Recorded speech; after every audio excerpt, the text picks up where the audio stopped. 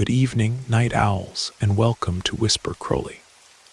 Tonight, I will guide you into a world of darkness, hoping to help you relax and unwind. Perhaps some of you will even drift into a haunting yet soothing sleep. Before we begin, let me know where you're listening from and what time it is for you. And now, we begin.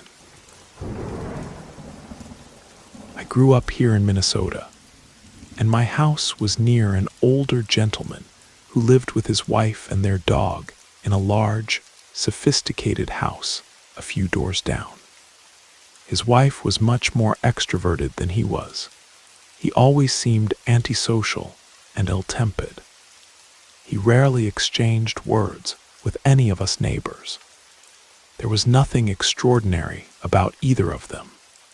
They just seemed like an ordinary, childless couple. One morning, I left the house at the usual time to catch the school bus. Our residential street was quite peaceful, and most of the time, nothing very interesting happened there. Growing up in this place was indeed a somewhat uneventful experience. However, on that specific day, something seemed different. Some of our neighbors were out on the street, and I'm almost certain I heard some of them commenting that there was something strange about the man from the big house. But what exactly it was, I didn't know. I went to school as usual and tried not to think too much about it. However, upon returning home at the end of the day, I found the entire street sealed off and evacuated by the police. Patrol cars were everywhere, and even a SWAT team truck was parked there. I really had no idea what was happening. When I saw my parents near the police barrier, they explained that the elderly man had tried to take his own life, and that his plan was to take the entire street with him. This man had turned his entire basement into a death trap, filling it with gasoline and improvising an explosive in the garden shed. Basically, he had gathered several propane tanks, tying them all together. It was ready to explode that morning, but fortunately, something went wrong. A smaller version of the explosive had been placed in his neighbor's trash bin. Before trying to detonate the bomb, he destroyed the interior of his own house with an axe. Then he went to the garage with the dog, locked the gate, started the car's engine, and locked the animal in the trunk. He settled into the driver's seat, waiting to die from carbon monoxide poisoning, since he didn't have the courage to wait for the explosion. Luckily, the plan was thwarted because a neighbor heard the car running and thought it was strange. When he peeked through the garage window, he initially thought the man had had a heart attack. He broke the glass to get in, and upon seeing that the man was still partially conscious, he noticed the strong smell of gasoline. The neighbor broke down the door of the house and was confronted with the chaos caused by the old man. He immediately called the police, who sent a specialized team to disarm the explosive in time. Unfortunately, the dog didn't survive, having suffocated in the trunk. The man was arrested and taken to a mental health institution where he will remain for the rest of his life. The bomb had the potential to destroy several houses and cause major damage to the neighborhood. What made this incident even more disturbing was what we found out later. In his garage workshop, investigators discovered detailed diagrams of the explosive device, along with research on pipe bombs and other improvised explosives that went back years. He had been planning this for a long time. Even more chilling were the small notches carved into his workbench. The detective told my father they believed each mark represented a date he had considered executing his plan, only to postpone it. There were 37 marks in total. They also found journals documenting his grievances against the neighborhood. Everything from complaints about a neighbor's wind chimes to conspiracy theories about the local homeowners association. What seemed like harmless grumpiness had been masking a deeply disturbed, dangerous mind all along. Sometimes I think about how close our entire neighborhood came to disaster, all because no one recognized the signs of his deteriorating mental state. The man who nearly destroyed our street wasn't some obvious monster. He was just the cranky old neighbor nobody paid much attention to. The scariest part is how ordinary he seemed, until that final day when his true intentions were revealed.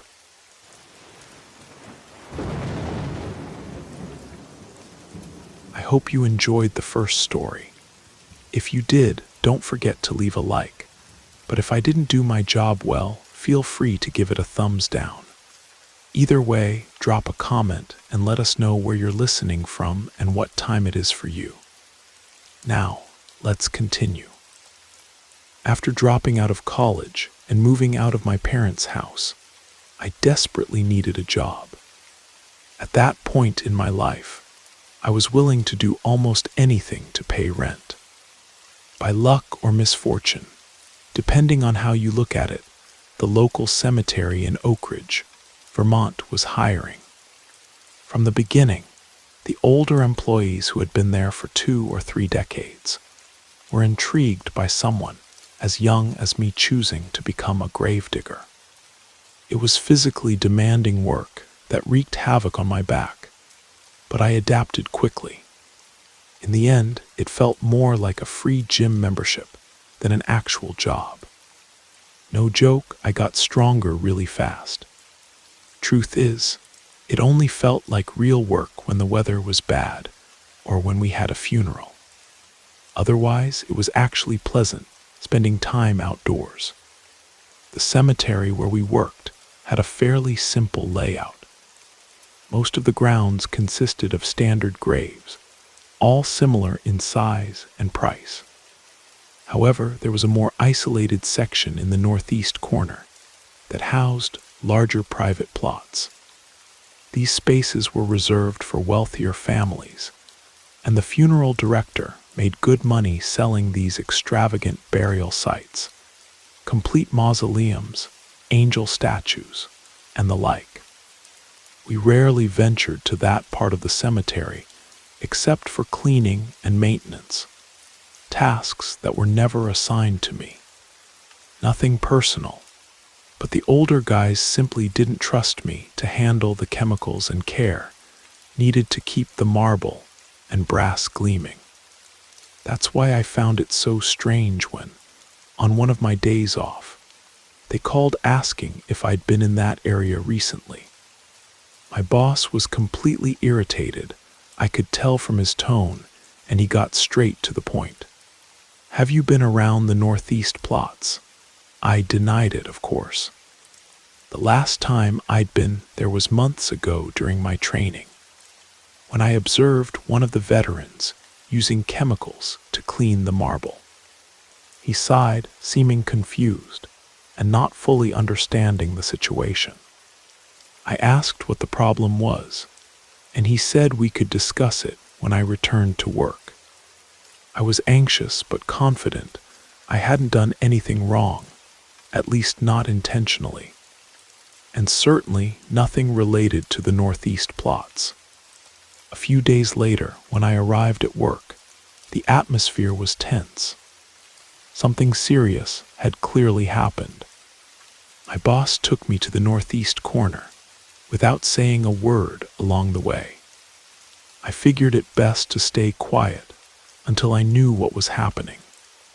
A colleague was already there tending to one of the graves when my boss said, "If you pass through that area during your lunch break, perhaps eating something among the tombstones, now would be the time to admit it." I swore I hadn't done that. They'd warned me that eating near the graves could attract wild animals that might damage some of the sites. That's when he explained what was happening. Something had tried to dig up one of the recently opened graves in the northeast plots. He emphasized something, not someone, because we all had enough experience to recognize the difference between a grave disturbed by tools or human hands versus, in this case, claws. The edges were irregular, with clear marks of claws in the earth, very different from the straight lines a shovel would leave. It was definitely unusual. This was an emergency, both for obvious sanitary reasons and emotional ones. If families discovered wild animals were trying to dig up the bodies of their loved ones, there would certainly be hell to pay. We needed to act quickly. They called a meeting with all the gravediggers. From what we knew, the problem was occurring at night and was likely caused by some type of animal like a coyote, a black bear, or even a stray dog. The solution: we'd have to place a night watchman at the cemetery every night until everything was resolved. And as you might guess, who was voluntarily chosen for this first week? That's right, the rookie, the youngest on the team, me. The only upside was that night work paid double the normal rate, and I desperately needed the extra money. The first night of watching was a genuine nightmare. My only companions were a thermos of strong coffee and a .22 caliber BB gun that one of my colleagues had lent me to deal with any animal that might appear. It was a long, monotonous, and lonely night. But once I adjusted my sleep schedule, things became a bit more bearable. On the second to last night of my shift, I was walking on a small patrol toward the northeast plot with a flashlight in hand when I saw frantic movements, as if someone was desperately digging through the earth. My first instinct might have been to shout or even fire a warning shot to scare the animal away. But if I ended up killing it, I'd probably lose the extra pay, and I really needed that money. I approached slowly, turned off my flashlight, and advanced silently toward the figure that was digging. I'd hunted rabbits at night with my uncle, so I planned to use the old technique of suddenly illuminating the animal to make it freeze for a second, giving me the chance to fire. But when I finally shone the light on whatever it was, I nearly screamed. It wasn't an animal, it was a person, crouched on all fours, digging the earth with their bare hands. I was so stunned by what I saw that I couldn't aim the rifle. All I could do was make noise, shouting, "Get out of here. I'm calling the police." They obeyed, of course, but not out of fear. What I saw in that person's eyes was pure hatred, an intense rage at being interrupted in whatever they were doing. Honestly, if I hadn't been armed, if it hadn't been obvious to them that I could defend myself, I don't know if I'd be here today to tell this story. I hardly need to say that the other workers didn't fully believe what I saw. Some even admitted I might have seen something, but they disagreed about what exactly it was. And I understand, honestly, I do. But I still have no idea what I saw.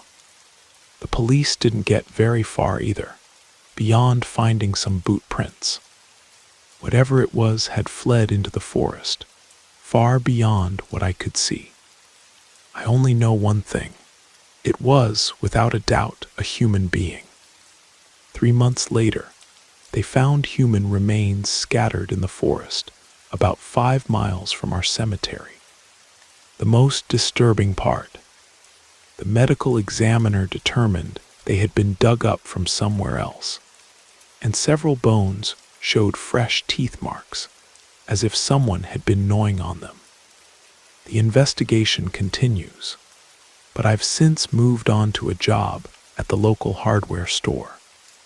My nights are peaceful now, But sometimes I still wake up in a cold sweat, remembering those eyes staring back at me from the darkness of the northeast plots.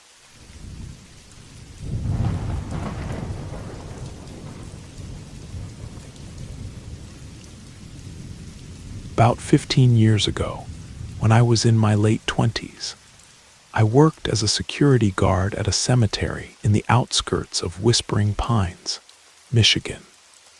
The location wasn't in the safest part of town, so it was necessary to have someone there 24 hours a day. Even so, people always managed to sneak in, vandalizing headstones, or in some cases, even attempting to dig up graves. Most of these incidents happened at night, which wasn't so bad in my case, since I usually worked from 2 in the afternoon until 10 at night. Still, I always spent the last hours of my shift, from 8 to 10, alone. It was a bit uncomfortable, but honestly much better than the overnight shift. On this particular day, they informed me that people had been walking around the cemetery at odd hours, apparently observing the place. This had been happening for a few days, but no one knew exactly who they were or what they were doing. I promised to stay alert. Around 6 in the evening, the other staff left, and I was alone. It was my favorite part of the shift, since I didn't need to appear busy all the time. To be honest, it didn't make much sense to have 2 employees there simultaneously. The job mostly consisted of driving around in a modified golf cart and making sure everything was in order. Between 6 and 8, I made a few rounds and picked up trash from the lawn. Some visitors showed up, and I waited for the last group to leave at 8:30. Then I went to close the main gate. As I was passing the chain through the bars and placing the padlock, I noticed a group of people across the street.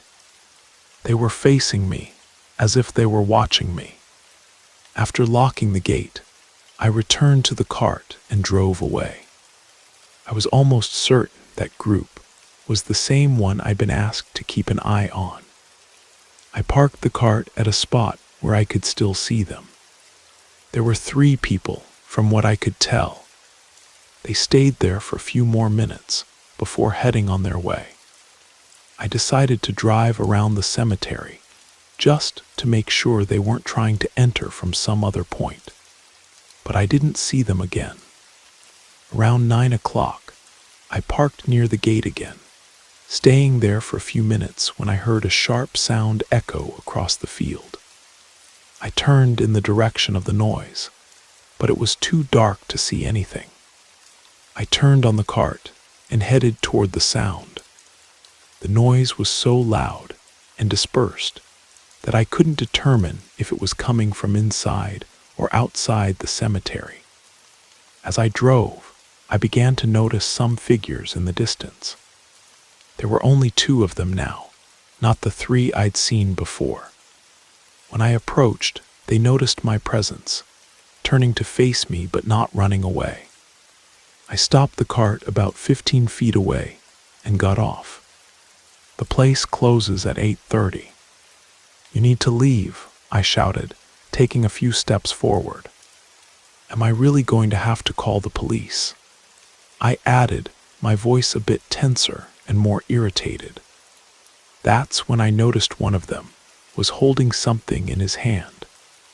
It was a shovel, but they weren't near any headstone. I looked at the ground beside them and saw a spot where they had clearly started digging. Suddenly, I heard a shout behind me. "Hey!" The 2 people in front of me started running, while the person behind me went in another direction. I ran to the cart, trying to start it to follow the one guy, but quickly realized something was wrong. The cart was shaking and wobbling when I tried to drive it. I got off to check and saw that the 2 tires on the left side had been cut. Desperate, I called the police, and ran toward the main building. Fortunately, the group didn't seem interested in chasing me.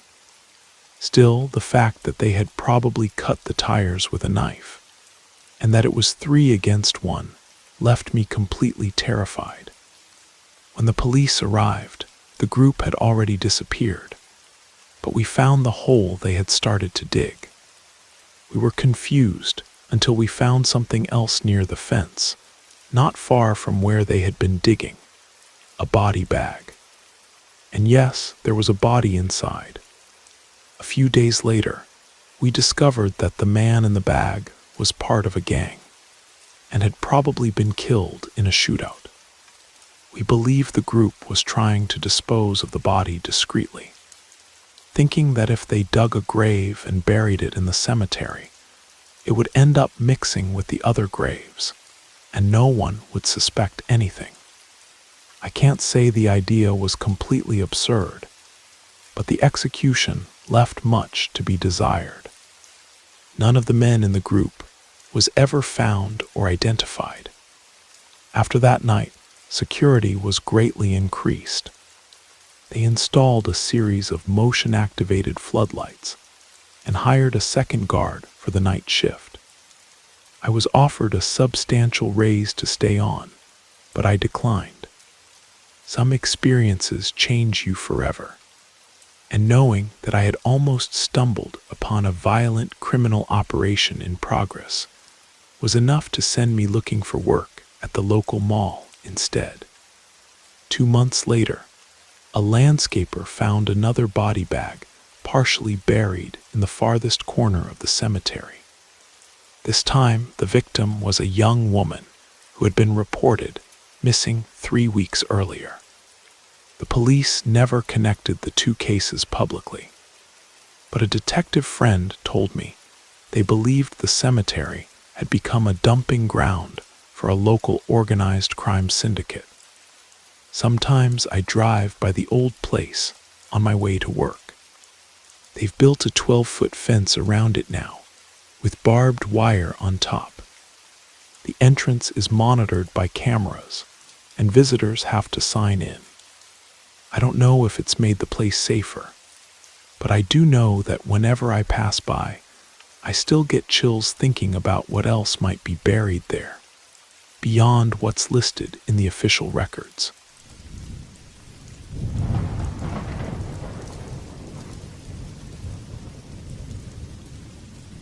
I work at a cemetery on the outskirts of Millbrook, a small town in the Pacific Northwest. The place is tiny, just a few acres of land. At the time of this story, I'd already been there for a year and hated every moment of it, not so much because it was a cemetery, but because of the constant boredom. I spent entire nights alone, sitting in a small room with not much to do. There were 2 cameras installed, one on each side of the grounds, plus another at the entrance of the building where I stayed. My boss always said my function was just to be present, and if something actually happened, I should call the police and let them handle it. During that entire year, nothing relevant had happened. After all, it was a small cemetery in a quiet town. Not much activity was expected on a Monday night.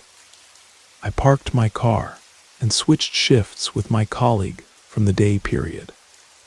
I hadn't slept well, so I brought a cup of coffee to help me stay awake. For the first hour, I managed to stay alert by drinking coffee, watching the cameras, and checking my phone. At 1 in the morning, sleepiness started to weigh on me. I was already nodding off in the chair, and the coffee seemed useless. At some point, I believe I fell completely asleep, and after what seemed like 20 minutes, I woke up to a strange noise, the sound of metal creaking behind me. I turned in my chair and saw that the building's door was ajar, swinging gently in the wind. My heart raced with shock. I got up and pulled the door, opening it a bit more, carefully peering outside and observing the surroundings. There was no one in sight. I closed the door firmly and made sure it was well locked. Maybe it had just been an oversight when closing the door earlier, but my entire body was on alert. I checked the footage from the building's external camera, and at least from then on, no one appeared in the recordings. From that moment on, I was completely awake. I began to monitor each camera almost obsessively. About 10 minutes passed until I saw something moving on the screen. The camera showing the most distant corner of the grounds captured someone walking through the cemetery. I followed their movements as they slowly passed between the headstones and then stopped. I waited a few moments before picking up the phone and calling the police, keeping my gaze fixed on the screen. I spoke quietly to the dispatcher, explaining that there was an intruder in the cemetery. As the woman on the other end began to speak, suddenly the man on the screen took off at a run, disappearing from the camera. I let out a breath I didn't realize I'd been holding, quickly shifting my gaze across the other cameras in search of him.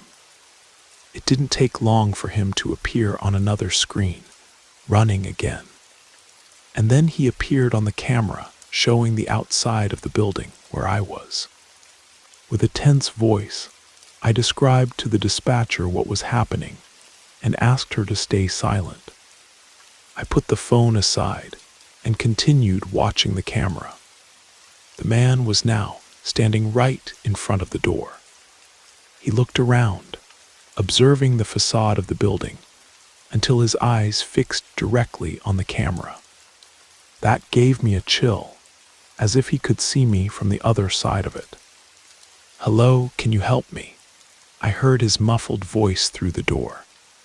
Without waiting for any response, he moved away and walked to the back of the building.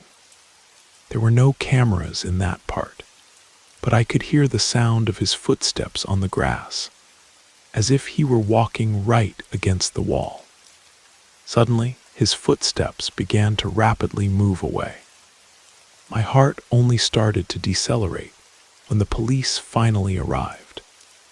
I thought they would think I was crazy, but they soon found very clear footprints in the grass.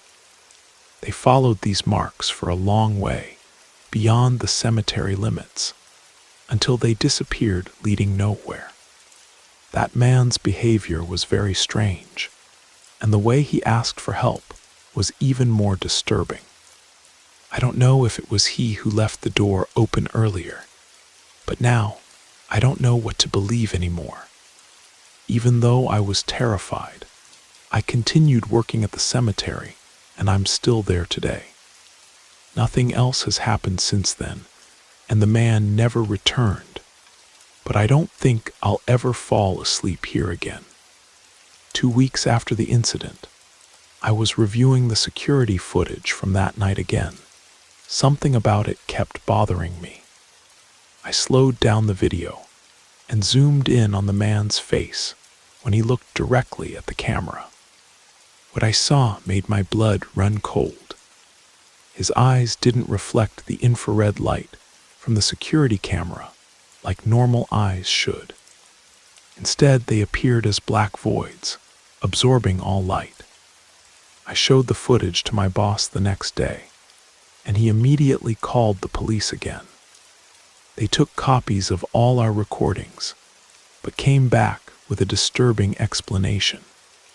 According to their forensic tech, the footage had been corrupted somehow. The timestamp on the video jumped back and forth by microseconds, creating what they called digital artifacts that made the man's eyes appear abnormal. I didn't believe it for a second. I know what I saw both on the screen and through that door. Every night when I start my shift, I triple-check the locks, and I've added my own personal security camera that uploads to my private cloud storage. If he comes back, I'll have proof that can't be corrupted. But part of me hopes he never returns, because something tells me he wasn't looking for help at all. He was looking for something, or someone, inside the cemetery. And I'm afraid someday he might find it.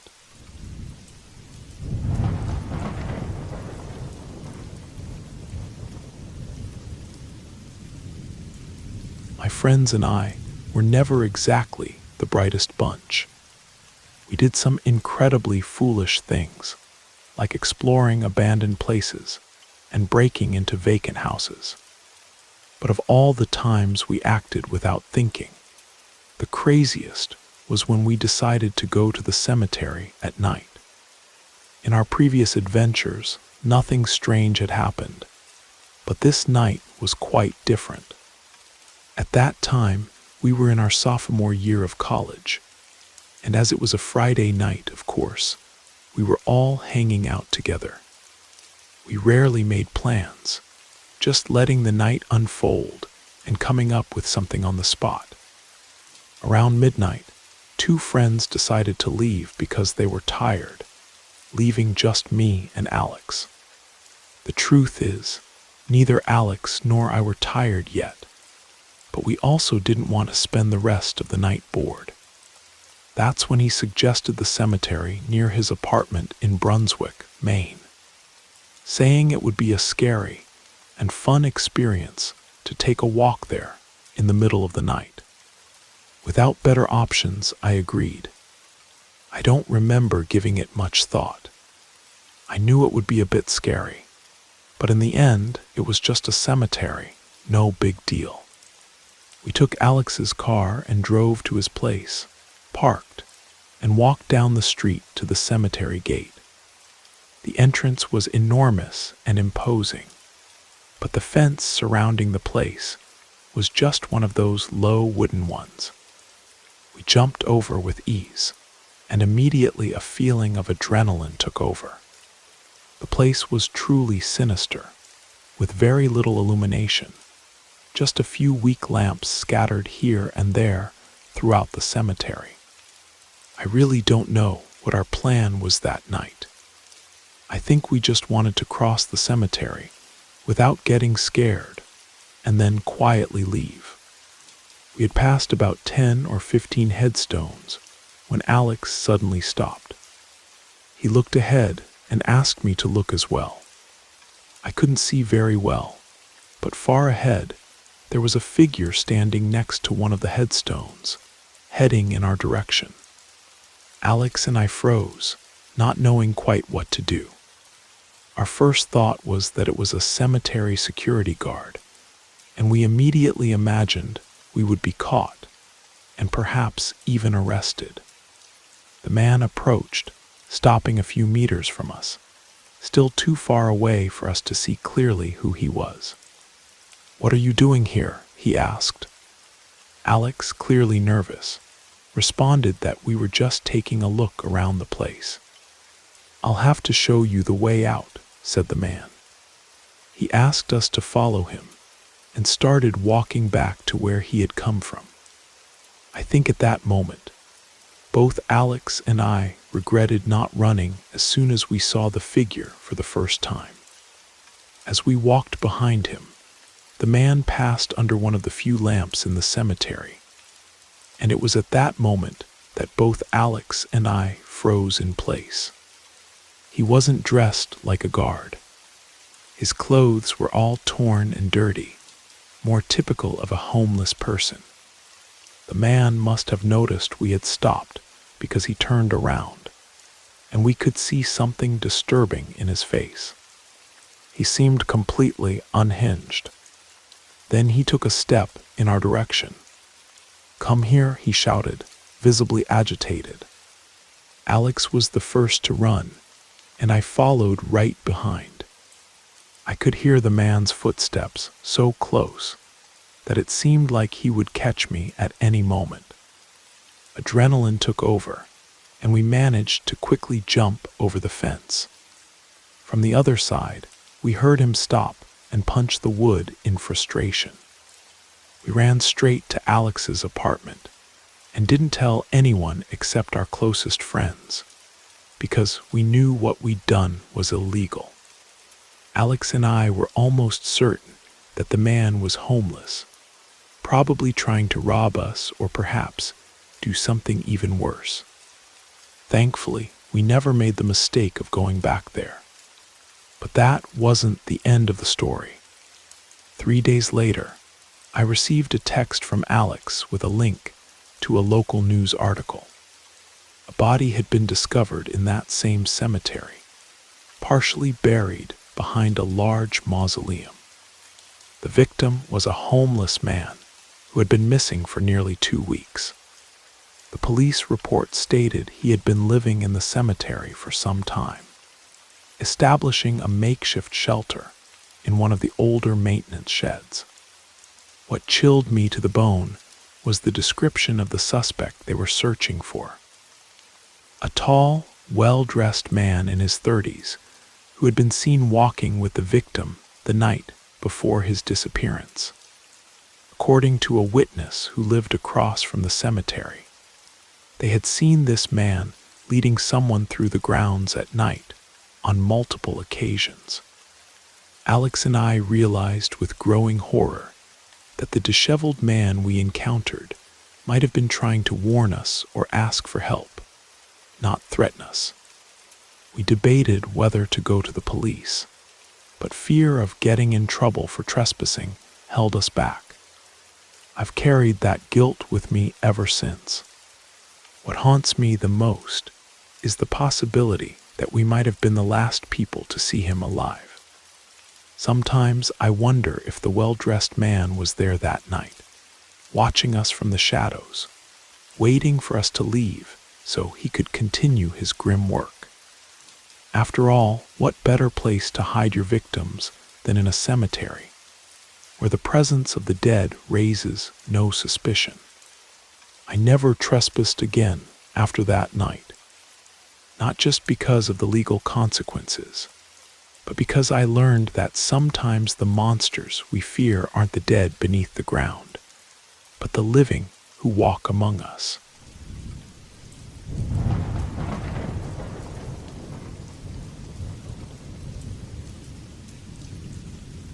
For many years, I worked as a caretaker at a rural cemetery in northern Montana, a typical summer job for a 16-year-old.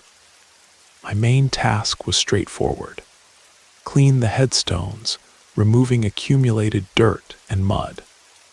Nothing extraordinary. To give you a better idea, the cemetery had a building with bathrooms for the 5 caretakers who worked there, along with a small, basic mausoleum. Other than that, the grounds were flat, with headstones scattered throughout the area. The place also seemed quite isolated, surrounded by dense forests that were known as some of the thickest in Montana.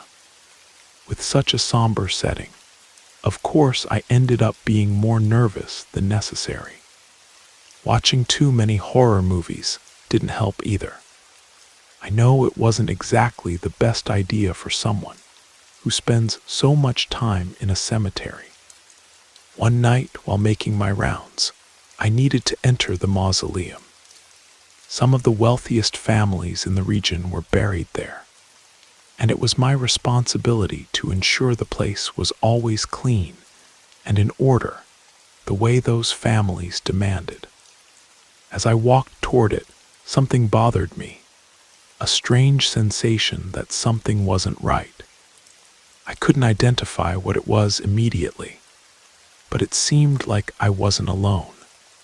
Soon after, I saw candlelight coming from the small mausoleum. Additionally, I was almost certain I heard voices coming from inside, young voices, more or less my age at the time.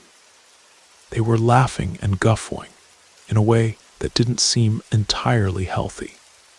Despite not having seen anyone enter or leave the cemetery, I wasn't willing to confront a group of drunk teenagers alone, as I'd probably get beaten up. So I called the only security guard on duty, an ex-police officer who made some rounds around the place. He was tough, the kind who loved situations like this, and I knew he wouldn't mind helping me. When he finally arrived, we entered together. The place was empty, which was strange because I was sure I had heard voices and laughter inside. To make matters worse, there were candles lit around one of the tombs, and the tomb was open, revealing the skeleton of a child. Nothing else seemed to have been touched, but that alone was frightening enough. The open tomb also contained an old, deteriorated knitted doll. Seeing that old doll with a crooked smile, holding the hand of a child's skeleton, was something deeply disturbing. The security guard and I immediately left, conducting a quick search of the cemetery in hopes of finding those responsible for such desecration.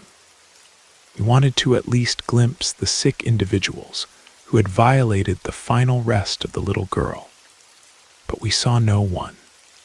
This ended up being more frustrating than scary. After about 15 minutes, we returned to the mausoleum to reorganize the girl's tomb, replacing the stone. Upon entering, we saw that the doll, which had previously been hand in hand with the skeleton, was now sitting on the other side of the mausoleum, perfectly upright with the same unbalanced smile sewn on its face. Whoever was provoking us had returned just to move the doll, just to mess with us. The next day I quit and never went back, not even to visit. As unsettling as that experience was, my curiosity eventually got the better of me. 6 months later, I was back in town for the holidays and decided to do some research at the local library. What I discovered made my blood run cold. The mausoleum had been built in the early 19th century for the Montgomery family, who had been prominent landowners in the area. According to local records, their youngest daughter, Emily, died under mysterious circumstances in the winter of 1897. She was only 8 years old. The newspaper articles from that time were vague about the cause of death, but there were whispers of foul play. One article mentioned a governess who had been dismissed shortly before the tragedy. This woman, whose name was redacted from most records, was suspected of practicing some form of witchcraft and had allegedly gifted Emily a handmade doll shortly before her death. The most disturbing detail came from a journal kept by the cemetery's original caretaker. He reported that in the weeks following Emily's burial, visitors to the mausoleum would find the tomb slightly ajar, with the doll in different positions each time. The family had the doll buried with her to put an end to the disturbances. But according to this journal, the phenomena continued for years. What gives me chills to this day is the fact that I experienced the exact same thing over a century later. Was it just teenagers pulling an elaborate prank based on local folklore? Or was something more sinister at work? I've since moved across the country and now work as an accountant in a bustling city, about as far from cemetery work as one could get. But sometimes, on quiet nights, I still remember the sight of that crooked smiling doll, apparently moving on its own. And I wonder what might have happened if I had stayed just a little bit longer in that mausoleum. Something tells me I'm better off not knowing.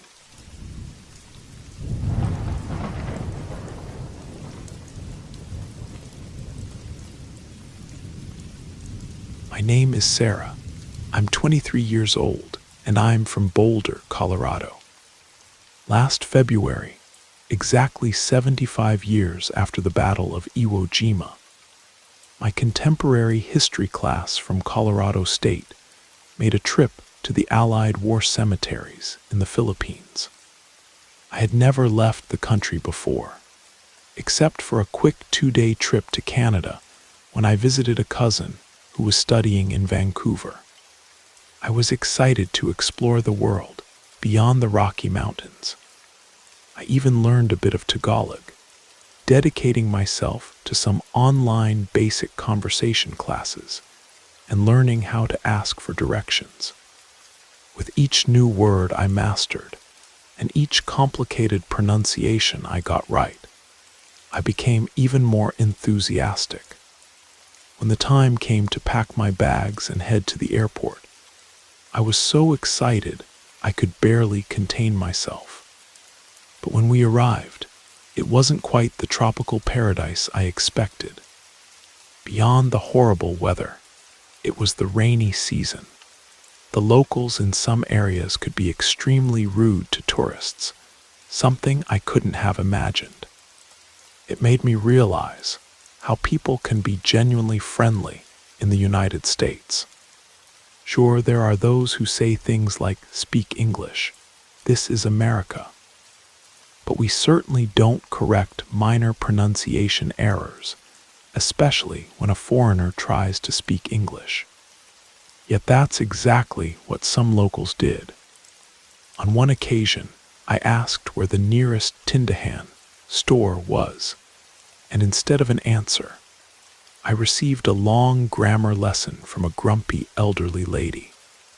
And that wasn't even the worst. The truly unpleasant locals simply ignored me, turned around, and said something like, "Sorry, I don't speak English," even though I had asked the question in passable Tagalog. Over time, I managed to put aside how irritating some locals could be. The truth is, there were many kind people who made it worthwhile, and this helped me focus on the main purpose of the trip: expanding my knowledge of history by visiting various places and consulting primary sources. In a small and charming town called San Fernando, my class visited a war cemetery dedicated to American soldiers who lost their lives defending the Pacific against the relentless Japanese war machine led by Emperor Hirohito. This was an American cemetery where more than 4,000 soldiers are buried in areas identified by the letters A through D. With the sky covered by metallic gray clouds, we walked in silence between the rows of white, spotless crosses, each representing an American who crossed the Pacific in a modern crusade, but never returned to tell his story. It was then that I spotted a man in uniform, standing on a well-maintained lawn that, curiously, had no visible graves. That area was called Lot E, and strangely, this lot didn't appear on the plastic notice board showing the layout of the graves.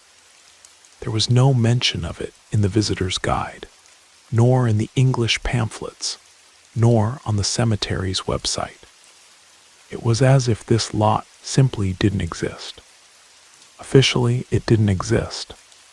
As I walked toward the uniformed man, I noticed he was wearing old uniforms, that typical olive green from World War II.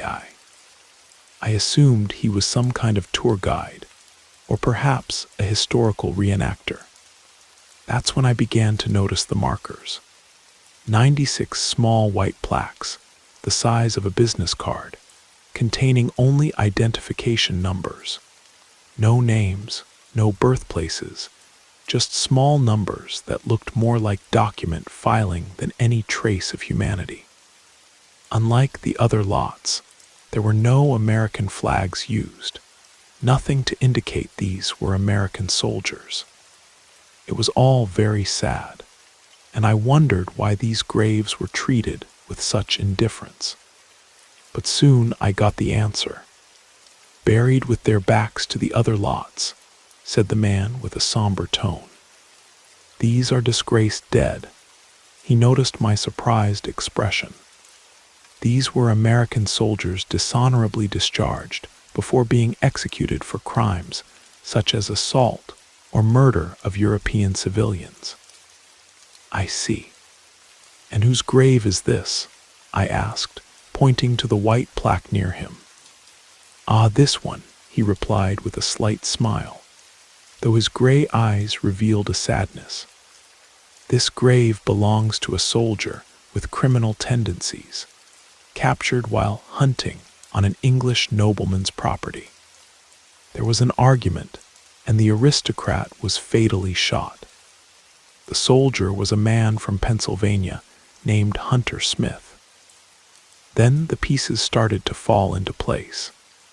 Just like Soldier Jasper Till, added the man, a black soldier executed for his alleged involvement in the murder of an Italian woman. Jasper Till. That name sounds very familiar, but for terrible reasons. Exactly, he nodded. Emmett Till's father, hanged on foreign soil when his son was just 3 years old. A tragic precursor to Emmett's own death just 14 years later. I simply couldn't believe what I was hearing. It was the same Emmett, the boy whose mother chose an open casket funeral, so the world could see the horror of his final moments. I imagined how she must have felt upon realizing she had lost both her husband and son in the same brutal manner. Both destroyed by false accusations, embraced with such violence that her loved ones were torn from her life for acts they never committed. How did she bear it? How would anyone bear it? It was exactly as the man had said. It seemed like a presage, as if Emmett's fate had already been sealed years before, terribly intertwined with that of his father. That is, without a doubt, the most frightening fact I've ever had to face, and it made me question my entire worldview, wondering if in the end there really is some kind of plan, whether divine or malevolent, guiding these events. Perhaps, just perhaps, some people are indeed destined to suffer, condemned by something beyond our understanding. After returning to the United States, I decided to write my senior thesis on the topic of racially motivated executions of black soldiers during World War II. What I discovered deeply disturbed me. While researching in the National Archives, I found that many military records from that period had been deliberately altered or destroyed. The cemetery in San Fernando wasn't unique. There were similar unmarked sections in military cemeteries across the Pacific and in Europe. The uniformed man I'd spoken to wasn't on any official staff roster. When I sent his description to the cemetery administration, they claimed no one matching that description worked there. And furthermore, they denied the existence of a Lot E altogether. They insisted that their cemetery honored only those who died heroically in battle. A retired historian I consulted suggested that what I'd encountered might have been what locals call Multo and Kahapan, ghosts of yesterday, spirits who appear to reveal hidden truths. Whether he was a ghost or simply an unofficial historian preserving forgotten injustices, his revelations changed the course of my life. I now work for the Innocence Project, fighting to exonerate the wrongfully convicted. When people ask why I chose this path, I tell them about Lot E and the parallel tragedies of the Till family. Some stories demand to be told, even perhaps especially when others try to bury them.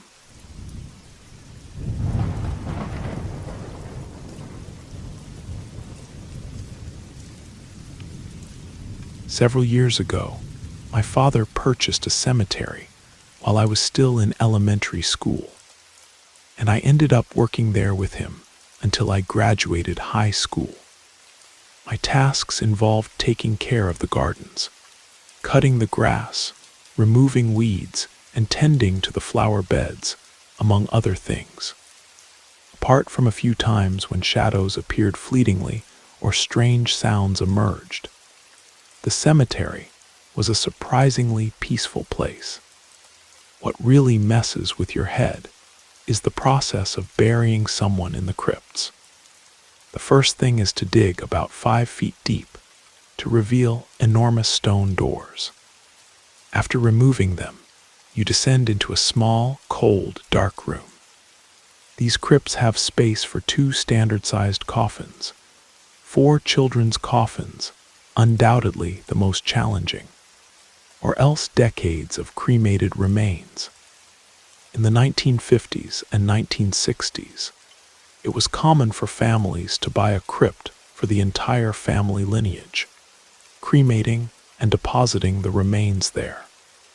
Some families simply placed the ashes and sealed it, but others lit candles and left mementos, flowers, photos, and small personal objects. Opening one of these crypts after more than 50 years is a frightening experience. You're confronted with melted candles and old photographs of people who have passed away. Moreover, after descending into that room several times, you develop a strange sensation. You're surrounded by bodies at the same level, and inevitably, one day, you too will be there. There was a time when my best friend and I got a summer job at the cemetery, earning some money while we were juniors and seniors in high school. It was easy money, $8 an hour, and we basically cut, trimmed, and kept the place clean and tidy. We spent the summer sweeping leaves, digging holes, and driving around in a modified golf cart with tools in the back. There were many wilted flowers to remove, and beyond that, we came across empty liquor bottles, beer cans, and sadly, some used condoms. A widow would leave notes on her husband's grave, but most were illegible, and there were always soaked, stuffed animals on children's graves.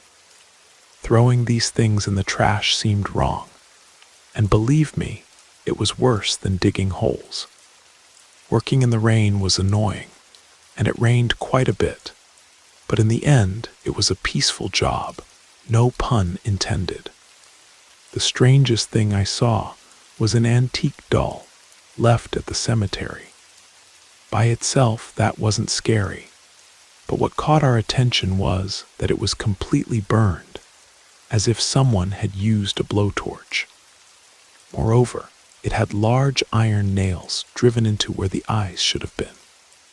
It was probably just a prank by college students, or at least that's what we thought. Maybe it was my friend, but he never confessed. Seeing that scene early in the morning, when there was no one else around, terrified me. But if I thought that was scary, there was something much worse that I found during that job. On a cloudy Saturday morning, I came across the naked body of a young woman who must have been about my age. She had been left there, with her arms carefully positioned beside her body. There were signs of strangulation, and whoever killed her had also brutally beaten her. She was quickly identified, a student from a nearby secondary school, but her clothes were never found, and as far as I know, the case was never solved. My friend and I were interrogated by the police on 2 separate occasions, and to be honest, that was the scariest thing of all. Knowing that for a time, we were suspects in a murder. Fortunately, we both had alibis and were ruled out as suspects, and the police never bothered us again. I just hope she's at peace. The case of the young woman remains unsolved to this day, but I've never stopped thinking about her. Every few years, I check with local police to see if there are any new developments. They now believe her murder may have been connected to a series of similar killings across 3 states, all with the same signature elements. Young victims positioned carefully, clothing removed, and left in places of remembrance, cemeteries, memorial parks, and once, a church garden. The doll with nailed eyes still haunts me too.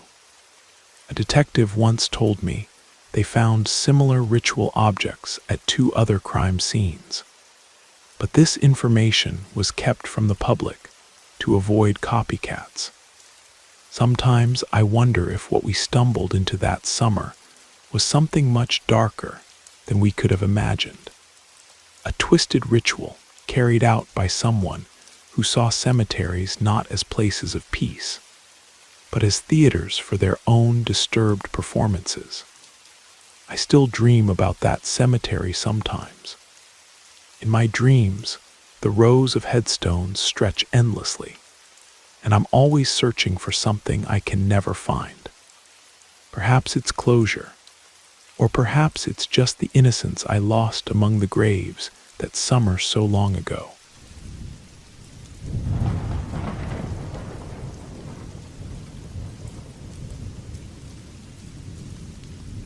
Since the earliest times, when the first humans began to walk the earth, there arose the need for a place to honor our dead, whether in the celestial burial rituals performed by Native American peoples, or in ceremonies where Vikings placed their dead on flaming ships.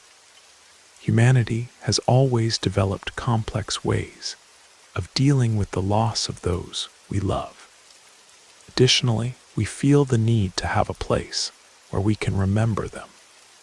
With the arrival of the modern era came what we know as cemeteries or hallowed grounds, where burial and marking became common practices.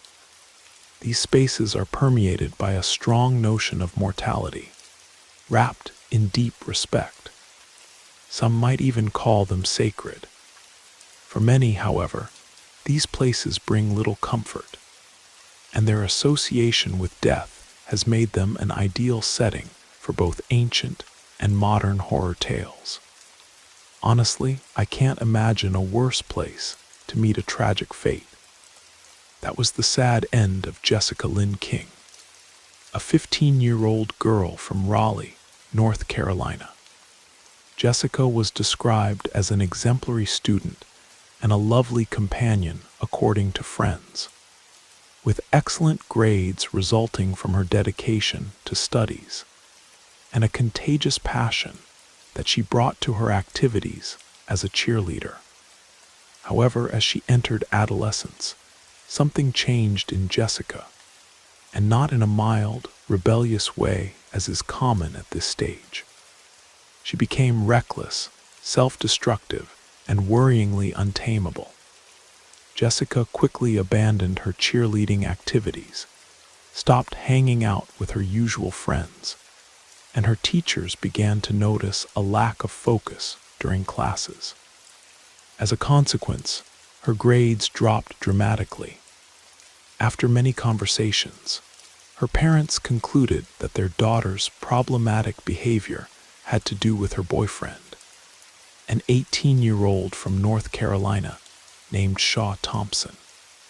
There was no doubt that Shaw was being a terrible influence, as he was the one who introduced Jessica to alcohol and cigarettes, things she had avoided throughout her life until then. The couple spent nights together, going to rock shows and frequenting bars, until they were kicked out for not having ID. Jessica began arriving home later and later, and frequently drunk. Her school routine was disrupted by the difficulty of waking up early, which further affected her attendance.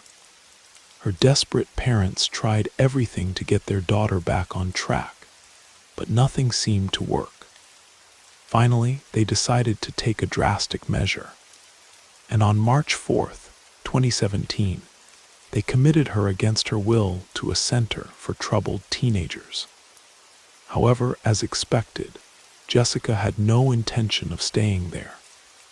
she soon began to plot her escape. On a cold March night, she took advantage of a moment of distraction from the staff and discreetly left the building, taking only a small bag with a few belongings. Her parents were furious with those responsible for the institution, accusing them of negligence for allowing her escape. They immediately filed a police report with the North Carolina police, highlighting their daughter's vulnerable status so that the search would be expedited. The police contacted Shaw Thompson, Jessica's occasional boyfriend, who lived a few hundred miles away. The main hypothesis was that Jessica would try to return to central North Carolina to reunite with Shaw. However, upon arriving at his house, the police discovered that Jessica wasn't there. And worse, Shaw was completely unaware of her escape. It was at this moment that the Raleigh authorities realized the gravity of the case. Unfortunately, after just 2 days missing, Jessica King's body was found lifeless near the Oakwood Cemetery, located just over 20 miles from the center for teenagers where she had been committed. Jessica had been brutally assaulted and beaten, and her clothes were missing. The ring she wore still in place, and a pendant shaped like a raven that she usually carried had disappeared. Tragically, the main suspect in the murder was her own boyfriend, Shaw. However, the DNA technology available at the time showed he wasn't responsible. The Raleigh police formulated the theory that Jessica, after escaping from the center, tried to return home by hitchhiking since she didn't have money for the bus fare.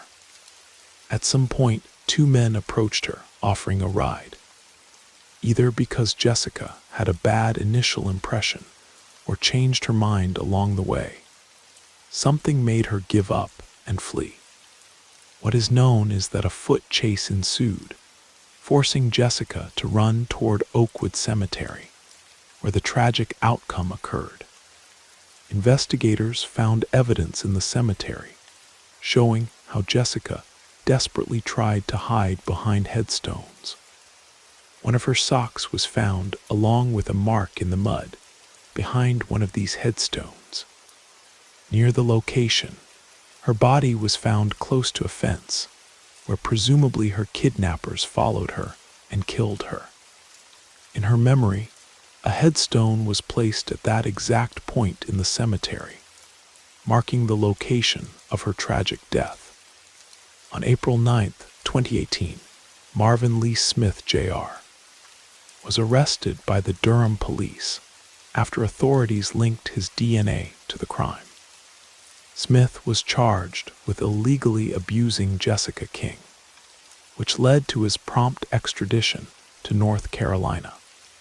Shockingly, in 2019, Smith confessed his involvement in Jessica's murder in a Wake County court. According to his account, Jessica ran from his car and fled to Oakwood Cemetery, where she ended up colliding with a fence. Smith admitted that after Jessica's fall, he beat her with a headstone until she died before throwing her body over a nearby fence. Evidence such as blood-stained fragments of a headstone was indeed found by police at the location indicated by Smith. Thanks to his confession, Smith avoided the death penalty in the trial that was scheduled for March 2019. He ended up pleading guilty to aggravated homicide with specifications of desecration, and was sentenced to 30 years to life in prison.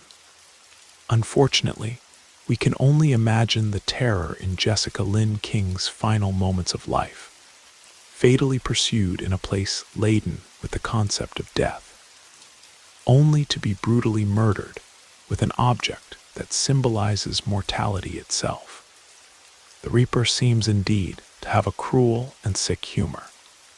2 years after Smith's conviction, a groundskeeper at Oakwood Cemetery reported finding fresh flowers on Jessica's memorial headstone every Sunday morning.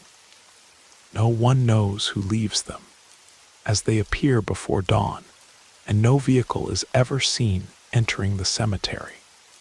The security cameras somehow malfunction during these exact hours each week. This past March, on the 6th anniversary of Jessica's death, something even stranger occurred. A teenage girl fitting Jessica's description was captured on security footage entering the cemetery at midnight. The footage shows her kneeling at the memorial, arranging fresh flowers, then walking toward the section where Smith claimed to have found the headstone he used as a weapon. The girl then simply vanishes from the camera's view. Cemetery staff refused to release the footage publicly, calling it a technical glitch. But 3 different security guards have since quit their jobs, citing personal reasons. The memorial headstone itself has reportedly begun to crack without apparent cause, with tiny hairline fractures appearing in the shape of what some say resembles a raven in flight.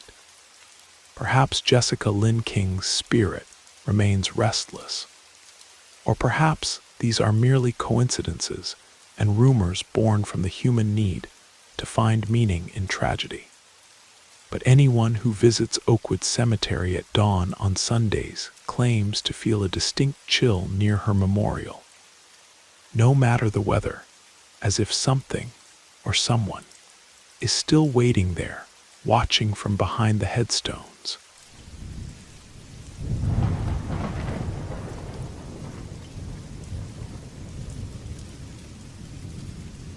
It seems many people have been asking for mysterious stories involving cemeteries, and I have something interesting to share.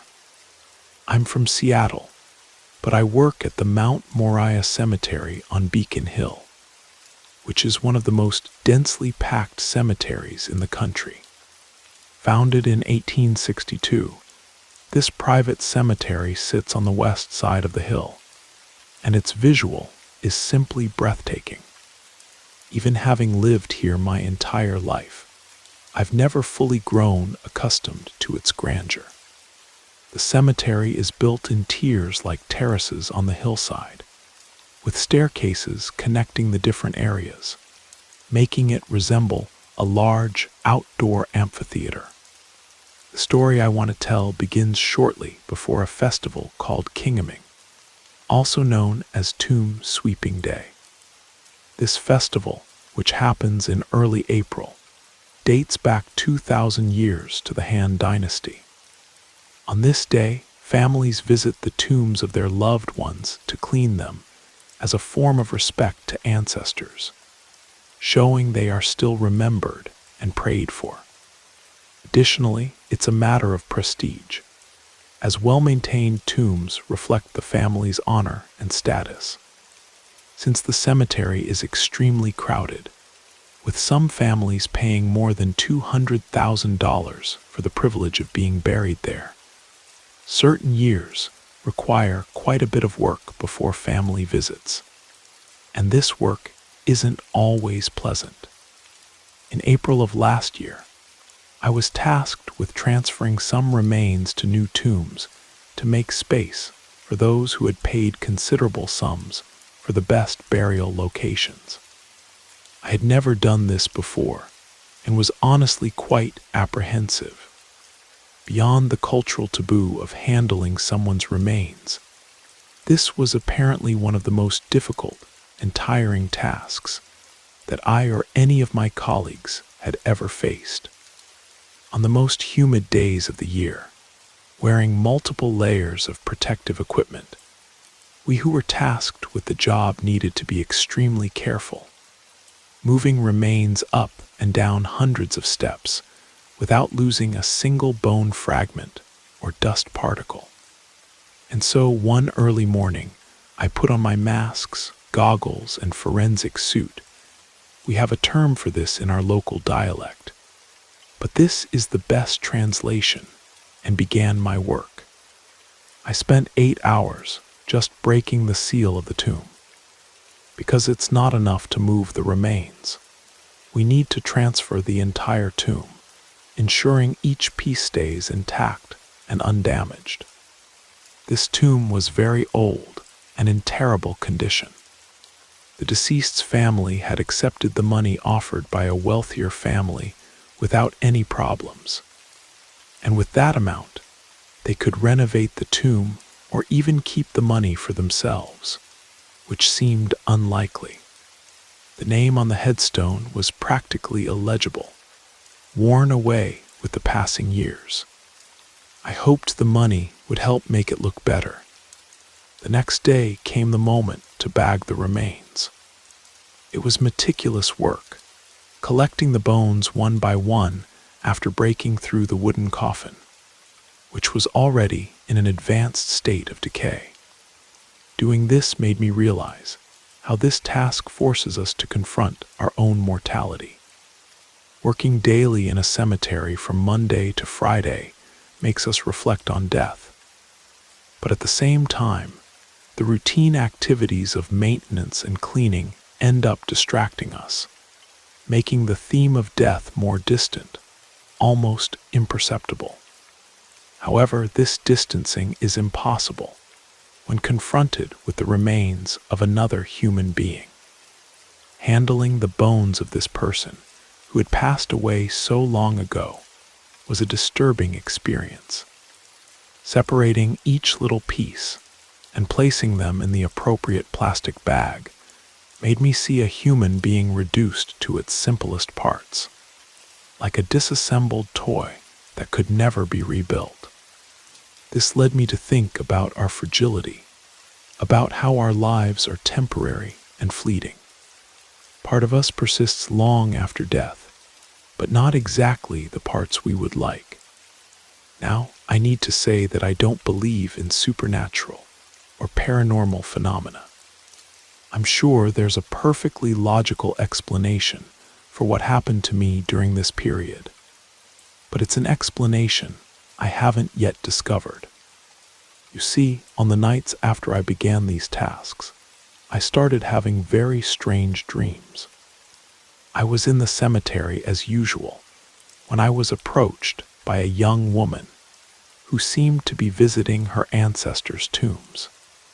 She was very beautiful, tall by local standards, and wore quite traditional Chinese attire, different from the Western clothes that are much more common around here, especially among young people like me. The dream was so vivid that upon waking, I had her name on the tip of my tongue, Lion Key. The next day, I couldn't stop thinking about the dream, and it continued to repeat for several nights, like an endless cycle. The week went by, and I was still dreaming about her, but I tried not to give it much importance. However, everything changed when the time came to restore the engravings and painting on the headstone. We had to resort to old handwritten records to discover who was buried in that plot. They were enormous, dusty books taken from the depths of some forgotten vault. If it weren't for the meticulous organization of these archives, our work would have taken much longer to complete. However, when I reached the page of the remains I had exhumed, something made me think I had made some mistake. The first words I read were the surname Li, followed by the name Yan. I immediately remembered the dreams I'd been having, those in which a beautiful girl greeted me while visiting her family's tombs. I was apprehensive as I read the next name, desperately hoping it wouldn't be Qi. Fortunately, it wasn't. The full name was Lion Fong.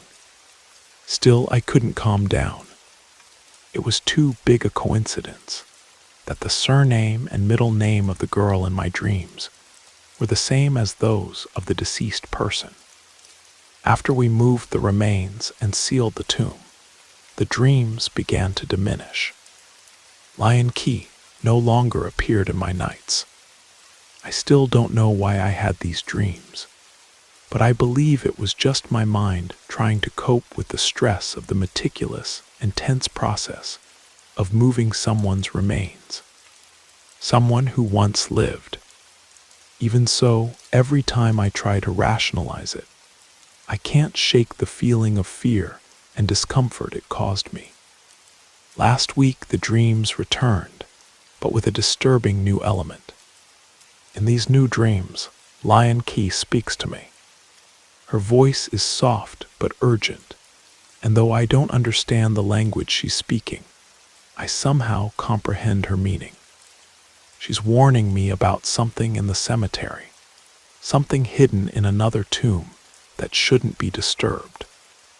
I've been checking our work schedule, and next month we're set to relocate remains from the oldest section of the cemetery, plots dating back to the 1870s. The family name on the assignment sheet. Lay. I don't know if this is my subconscious connecting dots that aren't really there, or if something more inexplicable is happening. My rational mind says it's just stress and an overactive imagination. But part of me wonders, what if Lion Key is trying to prevent something? What if some remains are better left undisturbed? I've requested a different assignment, citing health concerns. My supervisor seemed suspicious, but granted the request. I may never know if there was anything unusual about the Lee family tomb, and perhaps that's for the best. Some mysteries in places as old as Mount Moriah might be better left unsolved. After all, we're merely temporary caretakers of grounds that have witnessed generations of secrets being laid to rest.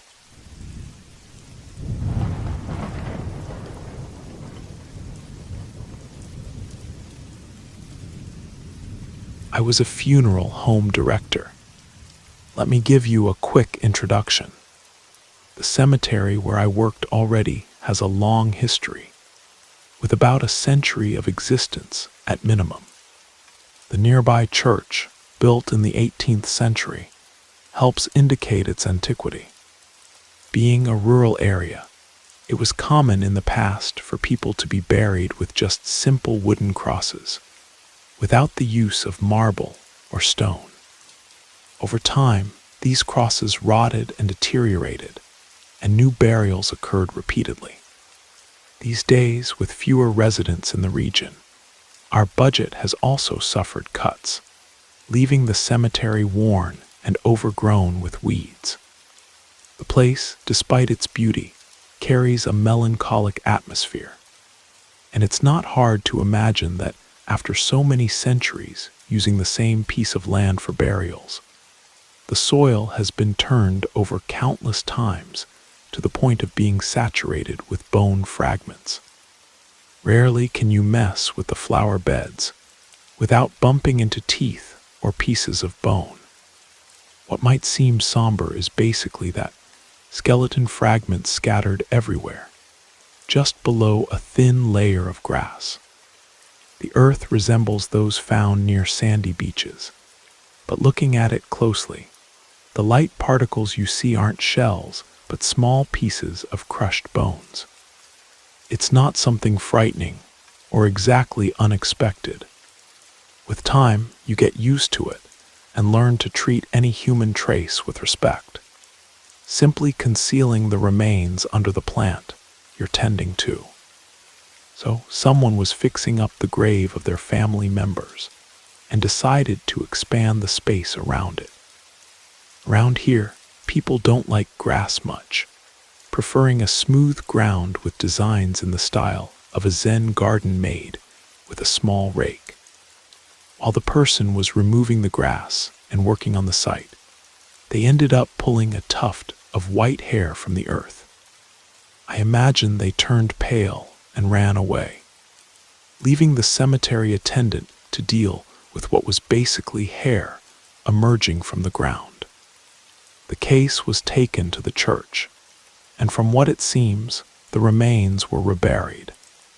Despite all my years working with funerals, I can't say how the body could have been so close to the surface. However, there's another event that marked me even more. My partner and I had just returned to the funeral home after attending a call for a 27-year-old woman who tragically lost her battle against terminal cancer. While moving her from the cart to the embalming table, we heard a click, and the radio on the other side of the room turned on by itself, emitting very loud static. It was one of those old radios where you need to turn the volume knob until it clicks to turn it on. We looked at each other, both pale. He was very religious, and the occurrence clearly shook him. Shortly after, he found an excuse to leave early. I turned off the radio because I usually listen to music on my iPhone while doing embalming. Later, when I finished the work and was trying to move the body to the dressing table, I heard the same click, and the radio turned on again at maximum volume. By this point, I was quite scared and decided to leave right after. We never talked about it, and as far as I know, nothing similar happened before or after. But there's one more incident I've never shared with anyone. About 3 months after the radio incident, I was alone in the funeral home late at night, finishing paperwork. We just received the body of an elderly man who had passed at the local nursing home. His family had opted for cremation, so I was preparing the necessary documents. As I sat at my desk, I distinctly heard footsteps coming from the preparation room where the body lay. At first, I thought maybe my assistant had returned, though I couldn't imagine why he would be in the prep room rather than the office. When I called out and got no response, a chill ran down my spine. Gathering my courage, I walked to the prep room, flipping on the lights as I entered. The body was exactly where we had left it, undisturbed on the table. Nothing seemed out of place. But as I turned to leave, convinced I'd imagined the sound, the lights flickered violently, and I heard a raspy whisper that sounded like it was right next to my ear. "Not yet. Please, not yet." I ran from that room faster than I care to admit. The next morning, when I arrived with my assistant to begin the cremation process, we discovered something bizarre. The man's wedding ring, which had been left on his finger as per family wishes, was no longer on his hand. We searched everywhere, thinking it might have slipped off, but it was nowhere to be found. 2 days later, the man's widow called us, her voice shaking with emotion. She wanted to know if we had removed her husband's wedding ring before cremation. Before I could explain that it had mysteriously disappeared, she continued, "Because I found it this morning on my nightstand. The ring I put on his finger 53 years ago. I never told her what happened. I simply assured her that the ring was rightfully hers now, and that sometimes love finds a way to give us the closure we need. I don't know if it was a final act of love from beyond, some cosmic coincidence, or if perhaps I was simply too stressed and overlooked the fact that the ring had been removed earlier. What I do know is that I've never felt comfortable being alone in that prep room since. Some mysteries in my line of work are better left unexplained."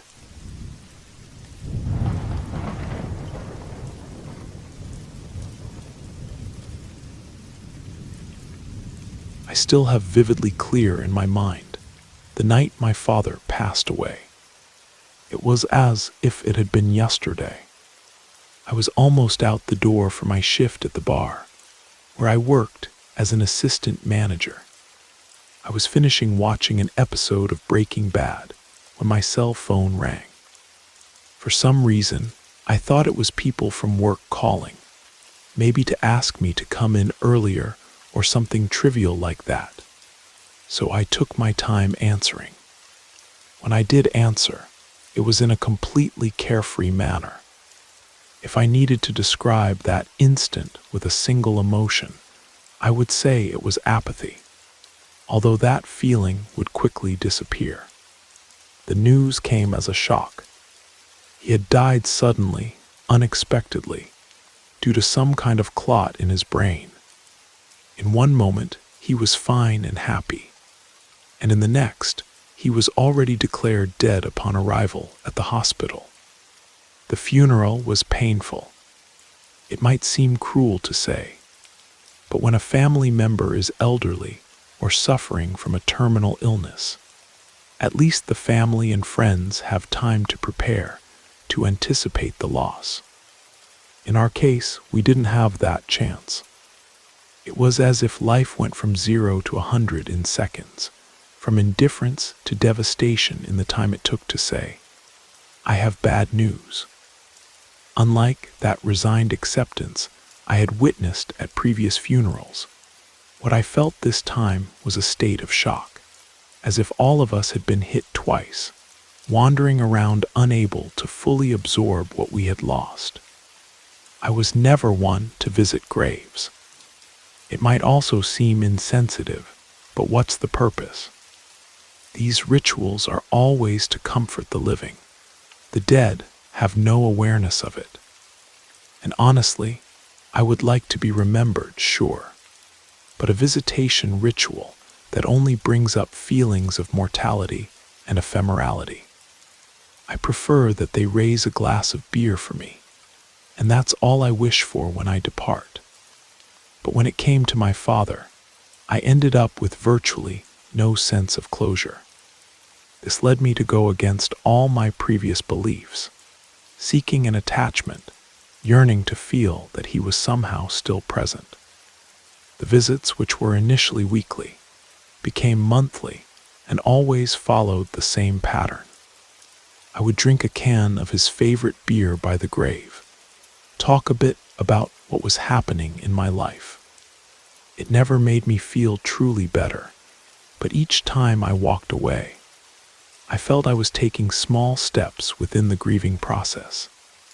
It was a small relief, but still, it was something that helped. So I kept this ritual, repeating it always the same way, until the day I noticed an unknown man near the place where he was buried. This man was completely dressed in black, with a long coat and an equally dark umbrella tucked under his arm. It wasn't clear if he was visiting my father's grave or someone nearby, but as soon as I approached, he saw me and quickly began to move away from the headstones, heading towards one of the cemetery exits. Up to that point, nothing seemed unusual, right? People have the right to grieve in privacy, and I respected that. So I didn't think much about it. But then everything happened again, exactly the same way. By the second time, I still considered it a coincidence. But when that second time turned into a third, and I saw the same man standing among the headstones again, I began to think there was something strange going on. The third time, I tried to approach without being seen, walking as silently as possible.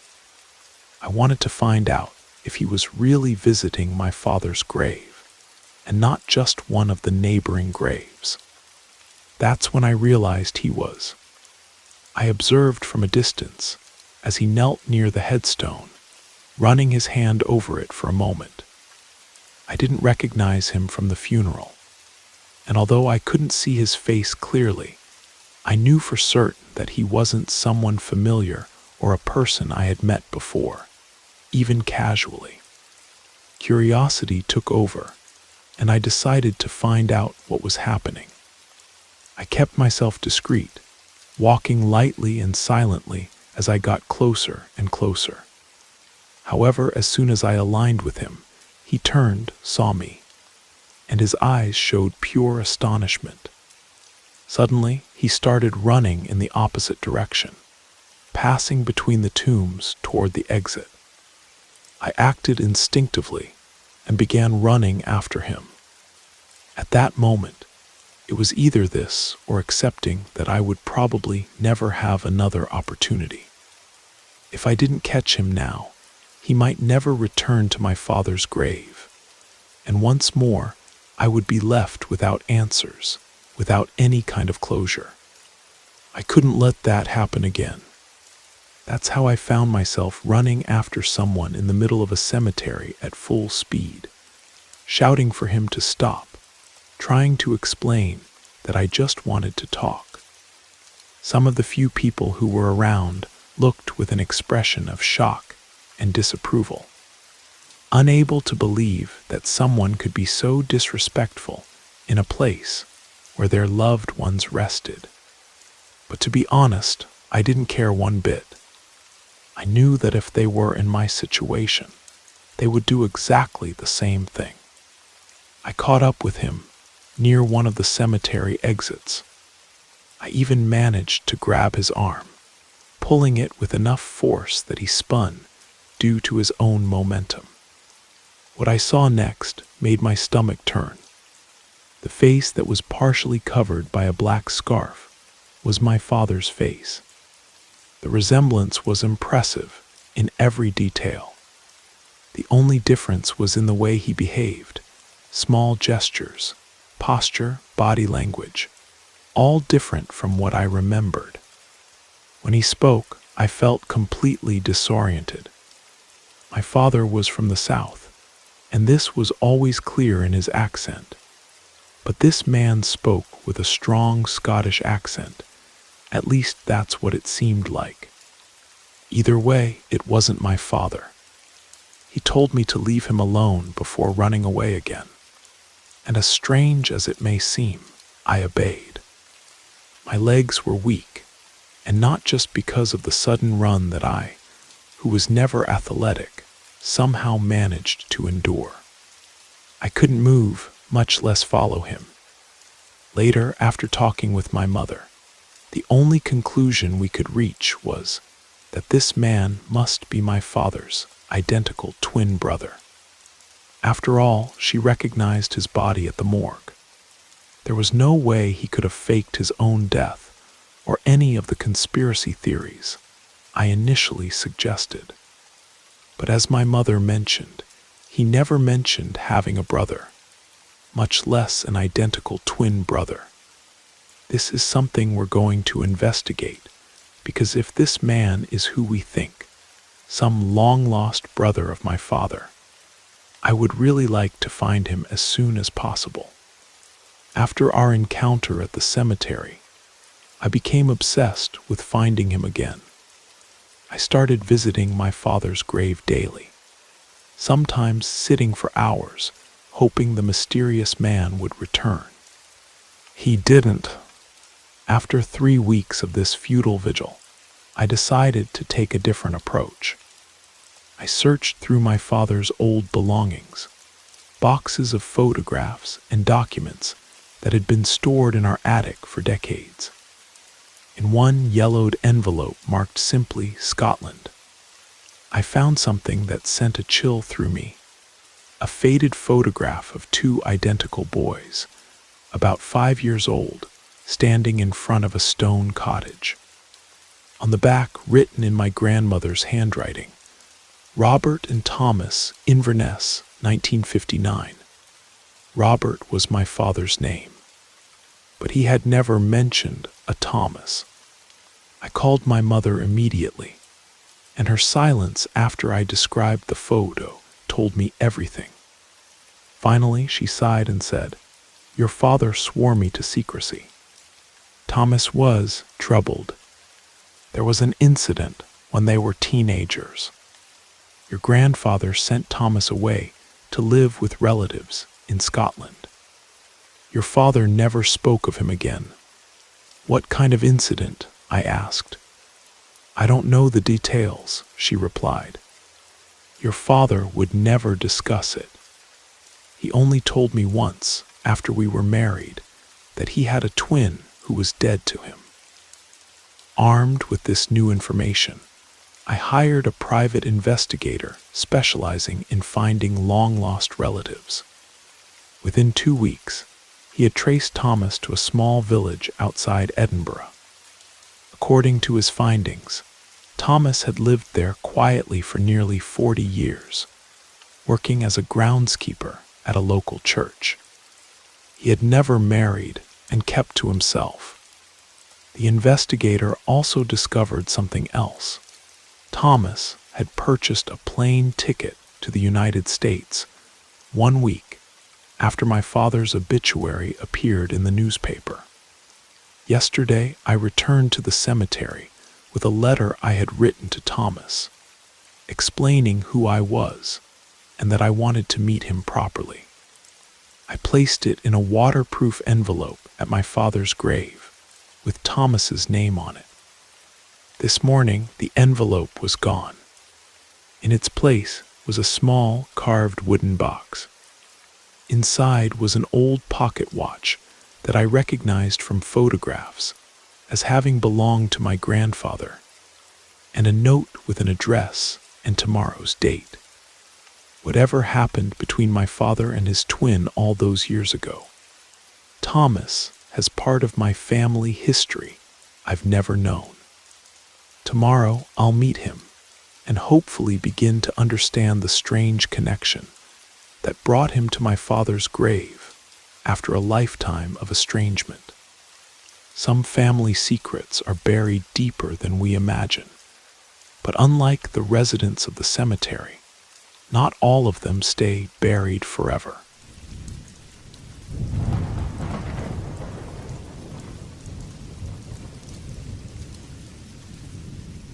I've always been a quiet person, not the kind who completely isolates themselves, but someone who speaks little, observes much, and keeps their opinions to themselves.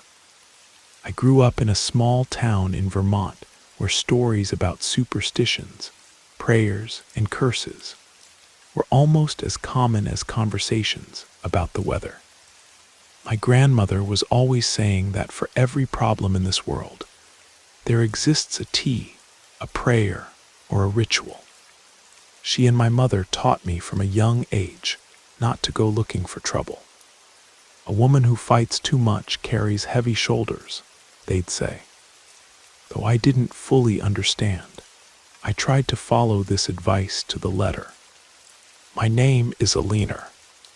Looking back now, I sometimes miss that simple routine. Waking up early, setting the breakfast table, putting bread in the old wood-burning oven, hanging clothes on the line. They were such everyday things that you do without realizing how much a normal life means. For me, nothing would be beyond that: a peaceful marriage, a tidy home, and maybe a child or two. I wasn't looking for great adventures or intense emotions. I thought that by avoiding turmoil, I would also avoid problems. I continued in this lifestyle until I was 25, when I began working more independently. My mother had an old rustic cafe where we would occasionally sell slices of cake, freshly brewed coffee, and homemade cookies. It also served as a stopping point for travelers passing through. The road that ran nearby wasn't the busiest, but every now and then a traveler would appear, someone from out of town, or even locals who were visiting relatives. That's how I learned to deal with different types of people, which also helped me see the world differently. Perhaps that's why I grew close to Daniel. He appeared one Friday morning when I had been at the cafe for about 2 hours, cleaning everything and preparing bread dough. He approached somewhat awkwardly, saying he had been referred by an acquaintance to stop for coffee and rest a bit. We talked briefly. He said he was a substitute teacher at the high school in the next town over and was just starting that month. He asked if I owned the place, and I explained that the space belonged to my mother but I took care of everything. He liked the cornbread I served and said it had a truly homemade flavor. I found him pleasant, but didn't give him much attention beyond the basics. After all, I had work to do. Daniel returned more often, both during the week and on some late afternoons. He said he would walk to the cafe to have coffee and read. One day, he began telling me that he was temporarily living in a rented room because he wasn't from the region and didn't yet have family there. He asked if I knew anyone who offered affordable lunches and rooms for rent. I tried to help him with some simple suggestions. He seemed calm, studious, and quite respectful. If he had any flaws, he hadn't shown them to me yet. After some time, when I felt we had established a certain closeness, I introduced him to my mother. She, who never trusted outsiders completely, was actually pleased with the way he spoke. I won't lie, Daniel had a gentle way of talking, a calm way of expressing opinions without forcing anything. We matched in our reserved nature. We grew closer. He told me about how he enjoyed teaching, how he wanted to secure a permanent position at the school, and also wanted to have a fixed place to live. I believe it was his need to put down roots that united us even more quickly. In less than a year, we were dating at our own pace, without grand public displays of affection. The region was conservative, and I also didn't enjoy drawing attention to myself. He conversed with my mother with great courtesy and always asked about my grandmother, who at the time was still alive but ill. He seemed to be a man concerned about others, without apparent vices. He didn't drink anything beyond a glass of wine at celebrations and didn't smoke. My mother even said, "He seems too good to be true." I, naive, responded that it was just luck. She remained silent, not wanting to spoil my happiness. I think she had a more acute sense for seeing things that I didn't see. After this period of dating, he proposed marriage to me. It wasn't a formal proposal on one knee or anything like that. He simply asked what I thought about us officially joining our lives together and building a life as a couple. We spoke with my mother, who approved. We did everything at the courthouse. My grandmother was too ill to attend, but was happy to know I would have a stable path. Afterward, there was a simple celebration at the cafe, just with some relatives and 2 neighbors we considered friends. Nothing elaborate. The house where we began living was inherited from a distant aunt. It was a bit run down, but had enough structure to shelter a couple 2 bedrooms, a living room connected to the kitchen, a large yard with a washing station, and a small patch of land where you could plant some herbs if you wanted. The neighborhood was a good distance away, so it was peaceful and quiet. I liked that. I've always preferred places away from the hustle and bustle. At first, I felt I had achieved my dream of independence. For a while, things were good. Daniel would leave to teach in the morning and return before late afternoon. During this time, I still took care of the cafe, but I would go back and forth by bicycle since it wasn't so close. I eventually realized that I couldn't balance everything anymore because the house also needed attention. So in the first months of marriage, I still remained active at the cafe, but later I decided to close it for a period. I wanted to focus on keeping the house in order, and with what Daniel earned, we managed well. The problem began when I discovered I was pregnant. In theory, it should have been a reason for happiness, but in practice, It required a lot of care. I felt constantly tired, nauseated, and sometimes dizzy. Daniel also showed apprehension since he still wasn't permanent at the school, and the arrival of a baby would strain our finances. Nevertheless, between ups and downs, time passed, and I was already approaching the 5th month of pregnancy when everything really began to change. Daniel started coming home later. He said last-minute meetings would come up, events at school, changes in class schedules.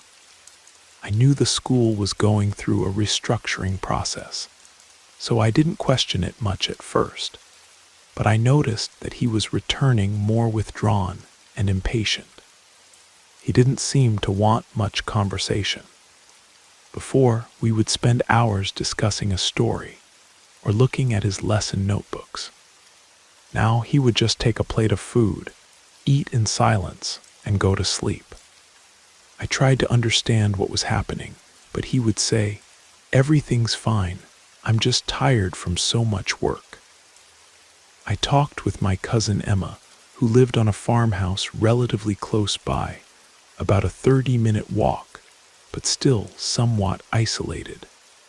She was the type who loved to listen and give advice. She told me to observe more and ask less, saying that sometimes men don't want to appear weak by admitting their concerns. And that's what I did, until I noticed that I myself needed help. Because of the pregnancy, back pain and swollen feet prevented me from doing certain tasks around the house. My mother couldn't come often either, because her health was already fragile after so many years of hard work. That's when my mother and Emma suggested that I hire someone to clean or prepare meals, at least on certain days of the week. This person came in the form of Lee, a young woman around 20 years old, recommended by the cook of a nearby farm. They said she was responsible, knew how to cook well, and had a discreet personality. She seemed to fit perfectly with what I needed, someone trustworthy, who wouldn't pry into everything or spread gossip. Right away, Lee demonstrated efficiency. She arrived one morning, clean in simple clothes, with her hair tied in a bun. She spoke softly, saying she had been cleaning and cooking since she was a little girl, and was used to working in various different houses in the surrounding area. At first, I even felt relief. She proved to be responsible, arrived punctually, asked few questions, and worked without long breaks. She cooked basic meals, but with very good flavor. Daniel, who rarely complimented my cooking, openly said, "Her rice is better than yours." I laughed without jealousy, thinking it was good to have someone who relieved me of chores while I went through this turbulent pregnancy. Lee hardly spoke about herself. Once or twice, she told me that she had lost her mother as a child and that she lived with an aunt. Little beyond that. I thought she was just a reserved person, and I respected that until things started to get strange. With just over 4 months left until the baby was due, I noticed that Daniel began interacting more with Lee than normal. I would enter a room of the house and find them talking, exchanging laughs, while he was supposedly correcting tests or planning lessons. At first, I thought it was just in my head. After all, there was nothing so explicit, and I had always been jealous in some aspects, but I tried not to feed paranoia. One early morning, I had a very strong bout of nausea. I decided to get up to make some herbal tea. As I passed through the living room, I saw a sliver of light coming from the kitchen. I followed it there and found Daniel and Lee talking. They stopped as soon as I appeared. Daniel said he couldn't sleep. Lee claimed she was waiting for the clothes to finish in the washing machine, but they were eating sweet bread and laughing. That scene, coupled with their expressions of surprise, gave me chills. I pretended it was normal, got some water, went back to the bedroom, but I kept thinking about it until dawn. The next day, I asked Daniel directly what was going on. He only replied, "You're exaggerating. It was just a chat. Lee helps keep the house in order." I didn't extend the conversation, but the doubt remained. I began to discreetly watch how they acted. I noticed that sometimes she would cook dishes that Daniel said he missed eating. Yet, he had never mentioned these preferences to me. Small actions that reinforced my fears. To make matters worse, the pregnancy was making me sensitive, so I would cry alone, afraid of creating a scenario of unfounded distrust. One day, when back pain prevented me from getting out of bed, Daniel suggested that Lee stay later to take care of dinner and help me to the bathroom, since I was really incapacitated. "I don't see a problem," I agreed, imagining it would be temporary until I got better. But this help ended up becoming routine. Lee began arriving in the morning and leaving only when it got dark, including on weekends. Daniel talked with her about everything, from school matters to plumbing problems in the house. And there I was, increasingly irritated, but without the courage to reveal that I was jealous. About a month passed. I was in my 7th month of pregnancy, swollen and tired. Then one night, I heard laughter in the yard. I got up slowly and followed the sound. I found Lee and Daniel near the washing station, with a dim lantern illuminating them. She was combing her hair, and he was on the other side, tinkering with some tools. However, their ease with each other made me understand that I had lost my place in my own home. No betrayal was blatant, but the atmosphere suggested a different kind of involvement, something that surpassed the professional barrier. That's when I sought out Emma. I told her everything between sobs. She became furious on my behalf, even saying I should send Lee away immediately. But at the same time, she emphasized that I was close to having a baby and couldn't take care of everything alone. My mother also noticed that something was wrong, as Daniel and Lee were no longer so careful about hiding the intimacy they had created. To my mother, I only told the basics. She told me to face the situation calmly, not to try to resolve it with a fight because I was in a delicate phase. I agreed, but I knew I had to do something. In the meantime, Lee began acting strangely. She complained of nausea and said she couldn't handle climbing stairs or standing for long periods anymore. I thought it might be some virus. I suggested she go to the health clinic. To my surprise, she agreed and asked me to accompany her. We went together, and the nurse asked routine questions. Then I requested a blood test, which indicated that she was pregnant. I felt my blood freeze, as if the world was crashing down. She cried, said she was confused, that she didn't know exactly what to do. I didn't need any direct confirmation to understand that the baby was probably Daniel's. With a trembling voice, I asked if she and my husband were having an affair. Lee just looked at the floor and asked for forgiveness, saying she hadn't planned any of it. That hit me hard, me, pregnant with his child, and her, also pregnant with his child at the same time. I was so shaken that I left the health clinic without saying anything more. When Daniel found out, he just remained silent, his face pale not knowing how to look at me or at her. I'll never forget his lack of reaction. That was perhaps the worst part. The next day, Lee arrived in the morning with eyes swollen from crying. She asked if she should leave. I confess that at that time, I didn't even have the strength to expel her. "Do whatever you want," I said. She stayed, cleaned the kitchen, tidied the guest room where she slept, and didn't mention the subject again. Daniel also kept his distance. It was the most suffocating moment of my life. I felt like a puppet in my own house, with an exposed betrayal and no perspective on how to act. In the afternoon, I felt a strong, dizzy spell and needed to lie down. While I was trying to rest, I heard Daniel and Lee's voices in the living room. I couldn't understand what they were saying, but I felt they were discussing something. A profound anguish took hold of me. It was as if I were trapped in a nightmare. I waited for time to pass until night came. Then I got up and went to the yard, where I took one of Daniel's handkerchiefs and a dish towel that Lee often used.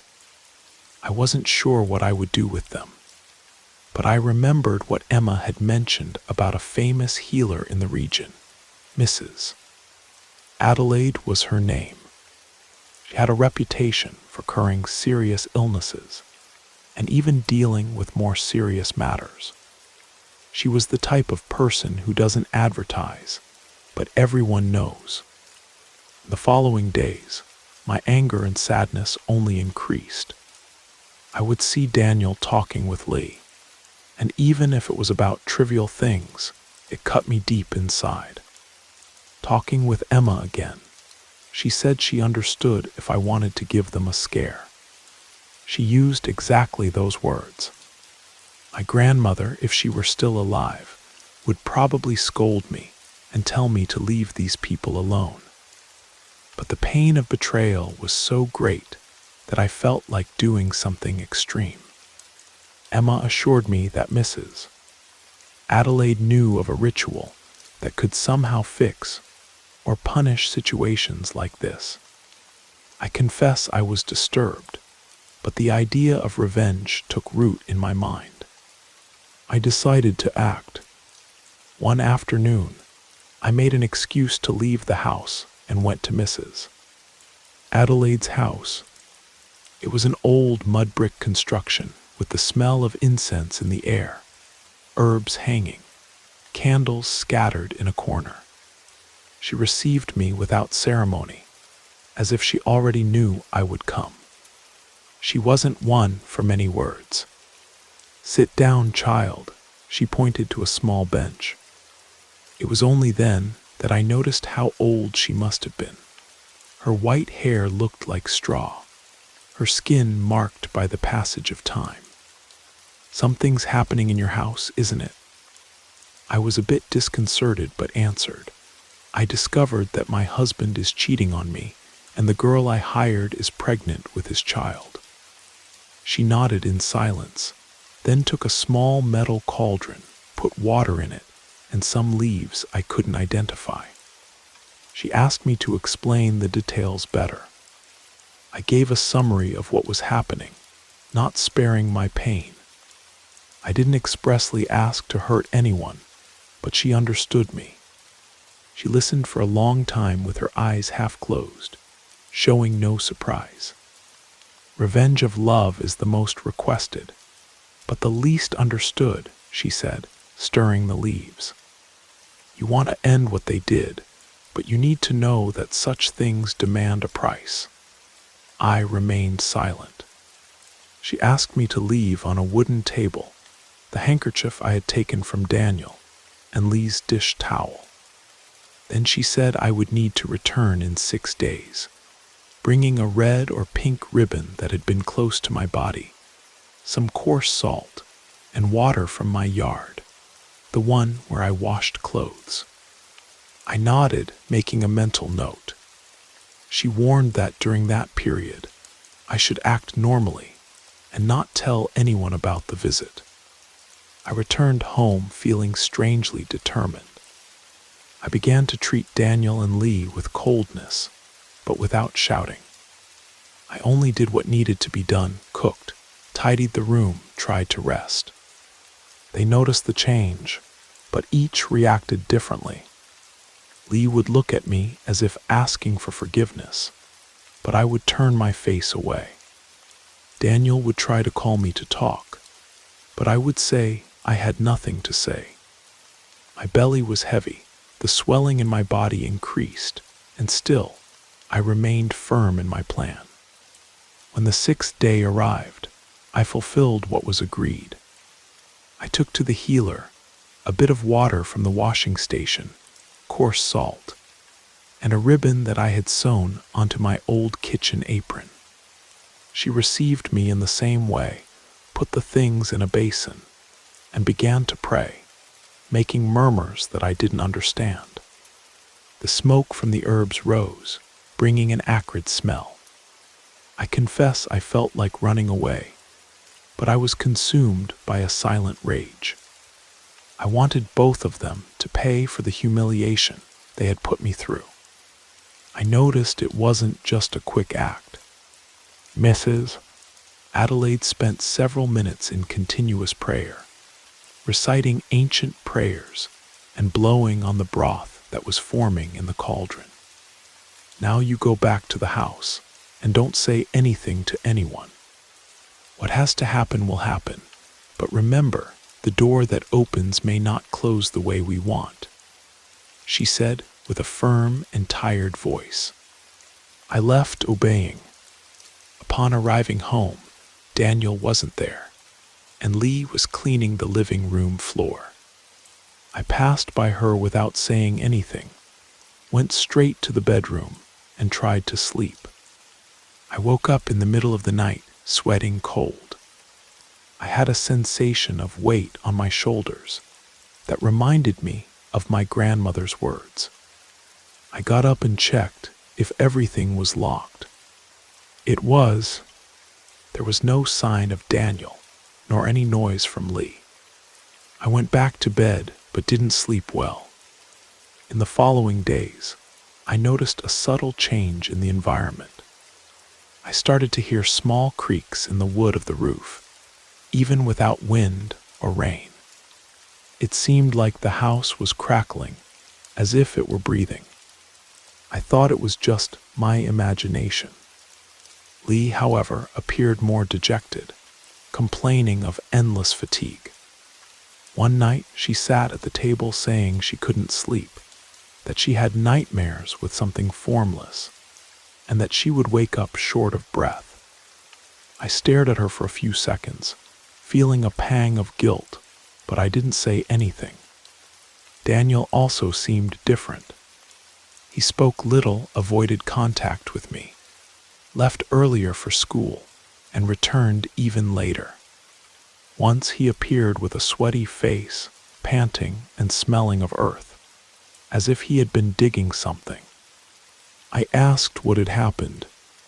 He just waved his hand, never mind. I didn't insist, but I felt something was very wrong. Around the 32nd week of pregnancy, I began to feel even stronger pains, so I went to the doctor. They said I needed absolute rest because of a change in blood pressure. I had to stay in bed for much of the day. Lee took on almost all the household tasks. Daniel, in turn, would disappear. Sometimes he would spend weekends away, saying he had gone to visit relatives I didn't even know existed. One day, I decided to check at the school if he was really showing up to teach. The principal said he had been missing a lot, and they were already discussing terminating his contract. I preferred not to pressure him as I was without the strength for arguments, but that confirmed my suspicions that he wasn't well. Then one night, I woke up and heard a strange voice, like a murmur coming from the yard. I got up with difficulty and went near the door. I didn't open it, but through the crack in the window, I could see a shadow moving near the washing station, as if turning over the earth around it. I couldn't tell if it was Daniel or someone else. I went back to the bedroom, my heart racing, trying not to think the worst. The next day, Lee fell ill. She lost a lot of blood. We had to call for help. At the health clinic, they found that she had had a miscarriage. I went and talked to her, but she was weak, sleeping under the effect of medication. I returned home in silence. Daniel didn't say anything either, just stared at the floor. When I asked if he was sad about the loss of the child, he shrugged. The scene broke my heart, but I didn't have the strength for a fight. At that moment, I understood that my desire for revenge had been realized in a horrible way. Guilt and relief mixed in my head, making me question what I had got myself into. After this tragedy, Lee never returned. She collected her clothes at the hospital and left without properly saying goodbye. We remained, Daniel and I, in that big, empty, silent house. He, however, didn't seem to suffer in the way I expected. He just walked with his head down, avoided eating, slept little. And I, even not feeling compassion for him, found that behavior strange. It was as if he were disturbed by something that didn't only concern the loss of the baby. One night I heard him murmur names that I had never heard before. I thought they might be other women, that Lee wasn't the only one, but I didn't want to continue investigating. Shortly after, my delivery was scheduled for the 39th week, because the doctor said it was better to induce given my health condition. So off we went to the maternity ward. Daniel remained by my side at the beginning, but he seemed distant. The birth itself was quick. Isaac was born, beautiful, crying strongly. I felt like the happiest person in the world, despite everything. For a few days, I forgot about the betrayal and everything else, focused on taking care of him. Unfortunately, the peace didn't last long. When I returned home, I noticed that Daniel was spending more and more time quiet, as if talking to someone invisible. I asked if he wanted to hold the baby. Sometimes he would take him, but he would let go quickly, as if afraid of hurting him. He began to sleep in another room, claiming that Isaac's crying bothered him. One night I entered this room to fetch something and found him huddled in the corner, sweating, with bulging eyes, holding an old sheet as if it were a shield. I asked what was happening, and he stammered, "I saw a shadow passing through the hallway." I tried to turn on the light, but he screamed. He seemed out of his mind. From then on, everything began to deteriorate. The walls of the house showed cracks that I didn't remember seeing before.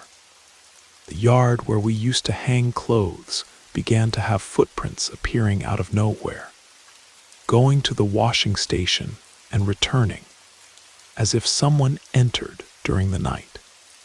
The kitchen faucet dripped nonstop, even though I changed the rubber washer. These were small disturbances that added up to a heavy atmosphere. It was difficult to say what was real and what was the fruit of my nervousness. The situation got worse when, one morning, I found Daniel in the yard digging a hole near the apple tree we had. He was sweating, digging, stopping, looking around, digging again. I asked what he was doing, and he stared at me with empty eyes, dropping the shovel. She ordered it. I got chills. I asked who she was. He just repeated that it was her and went into the house. That really started to frighten me. I asked Emma if I could spend a few days at her farmhouse. She agreed, but recommended that I try to see if Daniel needed medical help, as he was having a mental breakdown. I went to the school where he worked, but I didn't see him there anymore and discovered they had made his dismissal official. My mother came to visit me, saw Daniel's state and that of the house, and was speechless. I didn't want to confess everything that had happened. I just said things had been difficult, that Lee had left, and that I was very tired because of the baby. My mother helped me with Isaac, but didn't stay long because her health was also deteriorating. In the end, I found myself alone, enduring a house that seemed sick, a husband who was almost going crazy, and a newborn son who needed me. At night, Isaac would cry nonstop. I would pick him up, try to give him a bottle or breastfeed, but he would scream in a way that left me in despair. Finally, after about 2 hours of crying, he would sleep, but I would remain awake, distressed. Daniel began to disappear during the day, and one day he didn't come back. I waited until late. Nothing. The next day, I went around asking the few neighbors if they had seen him. No one knew. I went to the school. They confirmed that he had abandoned his job about 2 weeks ago. Thus, Daniel vanished without a trace. At first, I felt anger and relief at the same time. I thought that without him, I could move forward, raise Isaac alone. But even without his presence, the house continued to be strange. I would hear noises of things falling, as if a pan was hitting the floor. But when I got there, nothing was out of place. Lights that flickered without explanation. A weird smell of mold, as if something was rotting in the walls. I thought it might be a plumbing problem, but I called a plumber who, after evaluating everything for a few hours, told me it was normal. And the worst part, I began to dream about Lee, even without wanting to. I would dream that she appeared in the yard with her pregnant belly, staring at me in a tearful way, holding something that looked like a bloodied cloth. I would wake up startled, breathless. When this happened repeatedly, Emma came to get me to spend a few days at the farmhouse with Isaac. There I could sleep better without nightmares, but I had to return to the house from time to time because it was still my home. On one of these returns home, I found something that froze me. The dish towel that I had taken to Mrs. Adelaide was on top of the table, folded as if someone had placed it there. I was certain it wasn't stored anymore. I felt a sense of dread. I threw the cloth in the trash, burned everything in the yard, afraid it might be some kind of reminder of the ritual. Sweeping and scrubbing the kitchen became my pastime, as if cleaning could ward off the discomfort. But each night I slept there, I had the impression of hearing footsteps in the hallway. One weekend, Emma came to keep me company. We talked about selling the house, going somewhere else. She herself said she could help me find something. But to sell, I would have to resolve the documentation issue and see if Daniel would reappear or not, since the house was in our name. And at some point, a formal separation would be necessary. His disappearance complicated everything. Officially, he was not considered dead, just absent. I went to the police station with Emma to report the disappearance and ask if anything could be done. The police officer filed a report, but made it clear that without evidence of a crime, there wasn't much to proceed with. He even suggested opening a missing person inquiry. But since Daniel was an adult and could have left of his own will, the searches would be informal. Nobody there knew Daniel very well, so there wasn't a great mobilization. I left there frustrated, but with some record of the case. The house, however, remained with that heavy atmosphere. Cracks in the floor, the sound of doors opening without wind, dishes that broke by themselves inside the cabinet. And Isaac, now 3 months old, cried more when we were there. It seemed that he too didn't feel peace in that environment. So I decided to seek out Mrs. Adelaide again, trying to reverse whatever had been done. But she was ill, according to the neighbors, and couldn't attend. They even said she had gotten much worse lately, and the family was taking restricted care of her. In short, I would not have her help to undo or mitigate the ritual. I felt I was on my own. I tried to pray alone with the help of some prayers that my mother and grandmother knew. I lit common candles in the corners of the house, asking for protection. But at night, all these candles appeared extinguished or turned over, without any wind to justify it. On one occasion, I noticed an image of a saint that was hanging on the back wall, all stained, as if someone had sprayed mud there.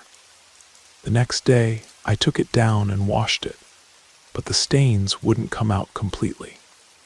I kept leaving the house decoration increasingly empty, fearing that something would manifest through objects. Emma invited me to go to a prayer group in another community. I ended up accepting. I took Isaac in my arms, stayed for about 2 hours listening to preachings and religious songs. It did me good, though I wasn't such a devout person. I told one of the organizers that I was going through a difficult phase, but I didn't go into details. She hugged me and said she would pray for me. I returned home a little lighter, but upon arriving, I found the back door open and nail marks on the wood, as if someone had tried to scratch it forcefully. That gave me a chill down my spine. I closed everything, put padlocks on, and reinforced the lock. In the following nights, I began to sleep locked in the room with Isaac. I would leave the house lights off and try to maintain total silence. One of those nights, I had an intense nightmare. I dreamed that Daniel was lying in a coffin, banging his hands on the lid, asking to get out, and his face was all dirty with soil. I woke up panting, almost screaming. I looked at the crib. Isaac was sleeping, but let out a weak moan, as if he sensed my agony.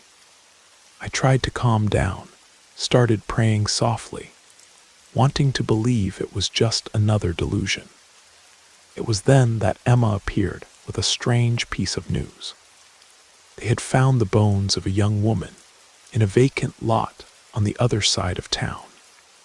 No one knew who it was, and I won't lie, I was afraid it might be Lee's.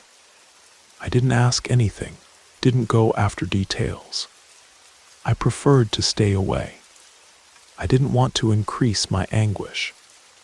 Emma respected that, but she was concerned. She thought the whole story would still yield gossip, because many people knew about the affair that Daniel and Lee had gotten involved in, and I just wanted to disappear. From then on, I began to seek some routine that would help me maintain my sanity. I took care of Isaac, washed cloth diapers, put clothes on the line, worked with the earth in the yard to see if I could still plant something. Once I dug lightly near the apple tree and found an old, tattered cloth that seemed to contain hand-embroidered letters. It was dirty with mud and slime, almost illegible. When I tried to unfold it, I saw a phrase that resembled what dries in the earth. I panicked, burned that right there without thinking twice. A few days later, the structure of the washing station began to crack. I went to see up close, and noticed that the earth was giving way, as if a hole was being opened from within. Still, I found nothing that explained it. I tried to contact a known mason to evaluate. He came, gave a detailed look, and commented, "There might be a spring or a strange water table right here underneath, but I've never seen anything like it." He charged little to give me this diagnosis because he knew Emma. Still, it didn't solve the problem, and he left without knowing what to do.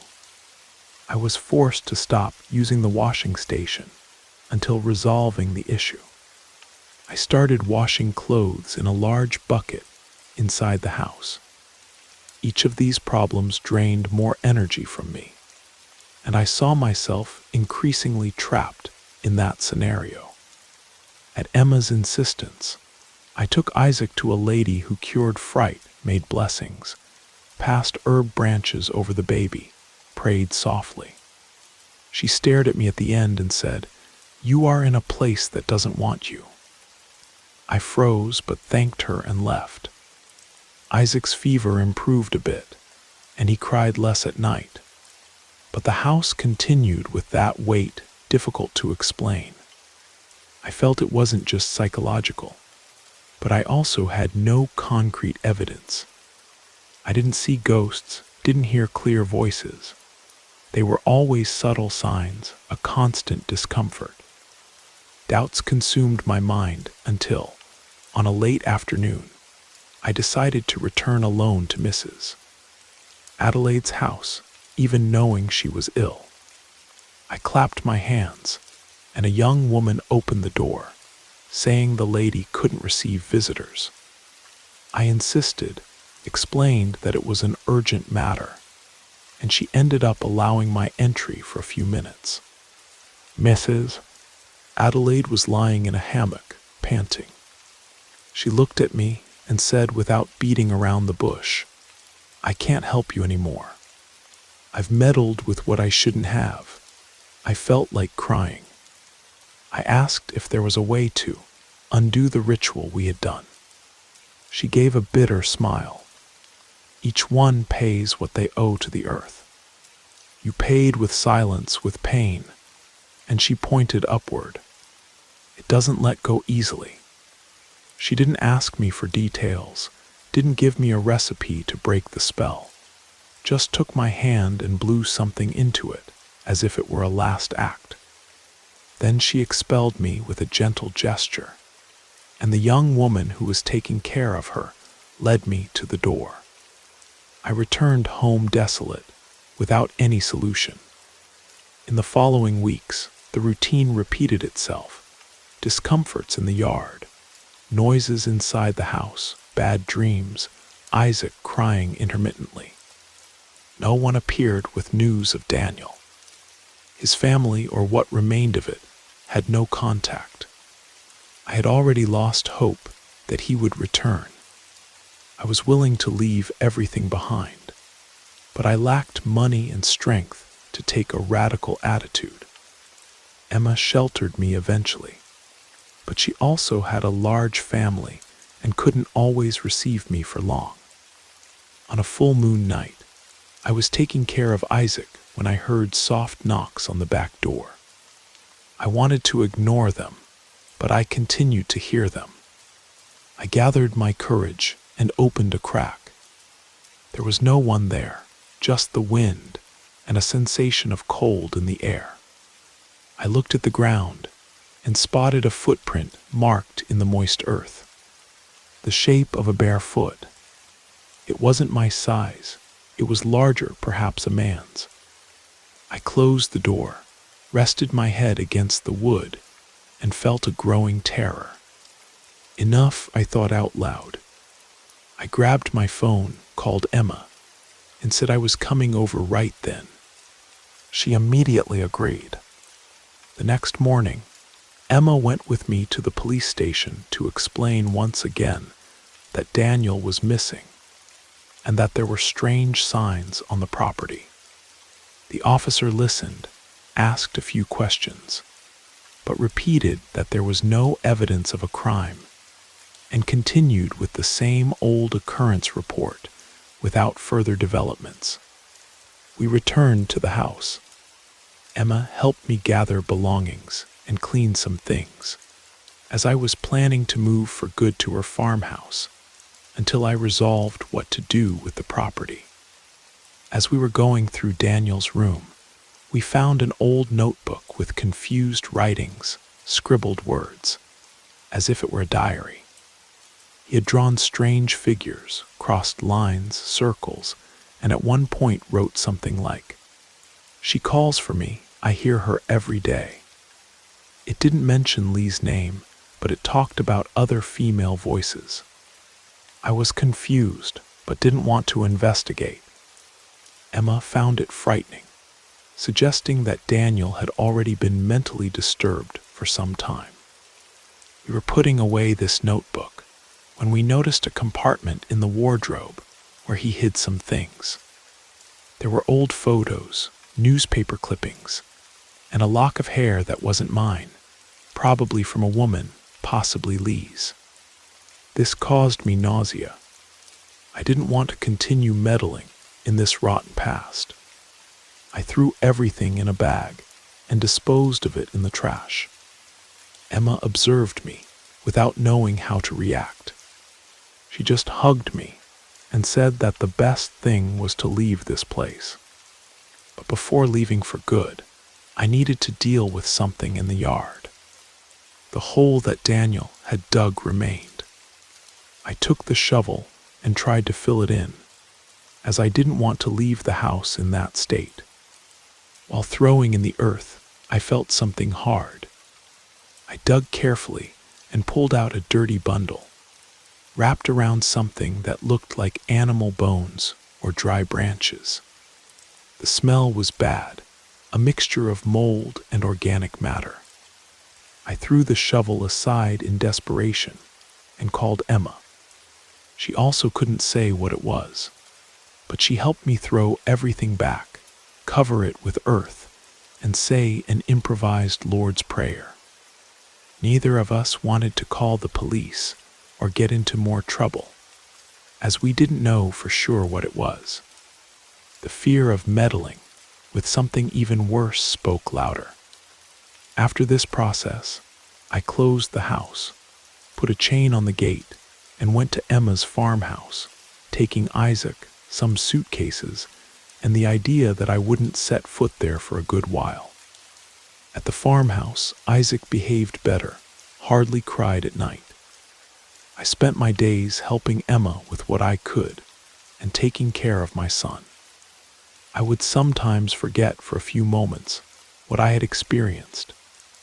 However, at times when I remembered, I realized that Daniel's disappearance and all the heavy atmosphere could suddenly return. Several months passed. I managed to find some odd jobs selling homemade sweets in town. Emma helped me with the logistics. Isaac was growing healthy. I hardly ever talked about his father. Sometimes I wondered if he, when an adult, would miss knowing the truth. But how could I tell it without incriminating myself? I had sought out the healer. I felt that somehow I had participated in a revenge spell that ruined our lives. At the same time passed without any sign of Daniel, and Lee was never seen again. Sometimes people would say she had gone crazy and wandered the roads. I avoided listening to these reports. My mother also became ill, needing special care. I began to visit her frequently, thinking about moving in with her, but her house was small and already full of objects, with no space for me and Isaac. So I continued at Emma's farmhouse, which, although simple, had space for us. The house that was once mine remained closed, apparently without interested buyers. 2 potential buyers appeared, but gave up before signing any contract. They said the place had a heavy atmosphere. At some point, I didn't even try to sell it anymore. I just left it abandoned. It was during this time that I received a letter without a sender, without a postmark from the post office. The envelope appeared on the farmhouse porch. Inside, there was a single sheet with one word written: "Return." Emma, upon seeing this, asked if it could be from Daniel, but the handwriting was shaky, almost unrecognizable. We went to the house again to check if anyone had entered. Everything seemed intact, except for small things out of place.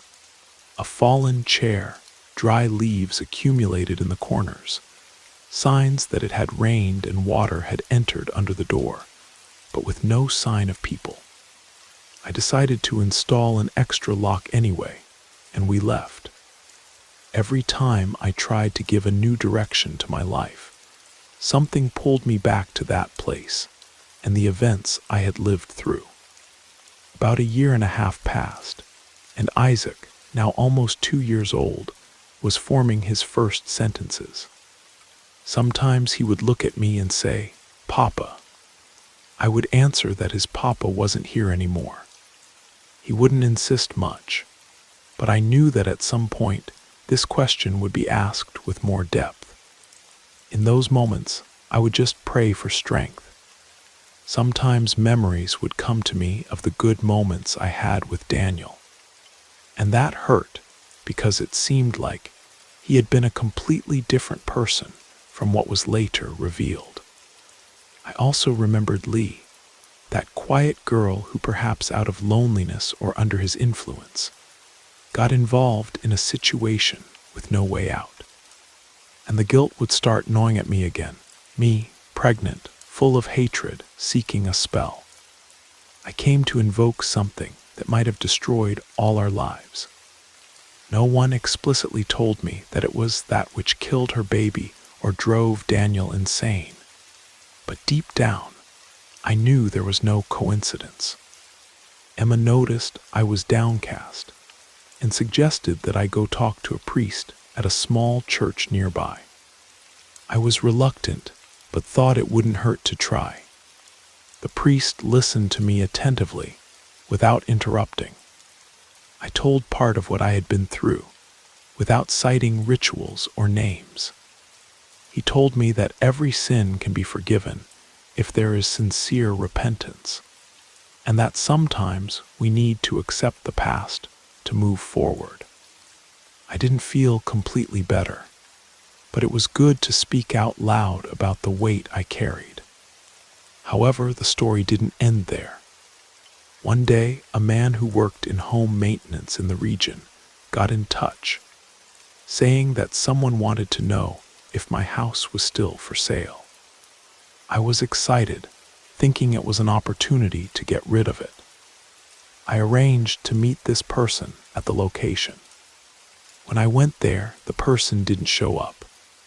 I waited almost 2 hours, walking through the empty rooms that now smelled of mold and abandonment. As I was leaving, I noticed on the yard floor something that looked like a light-colored fabric, half buried. I went to check and recognized the handkerchief that Daniel had given to Lee. That scene had a huge impact on me. Where did that come from? Who put it there? I couldn't imagine.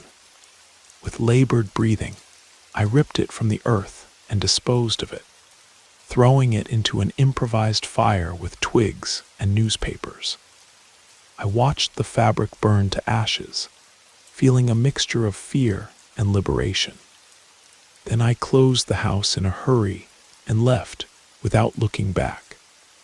I was absolutely certain that place held memories and energies that wouldn't give me peace. Any sale would be complex, but I was determined to proceed, even if selling for a ridiculously low price.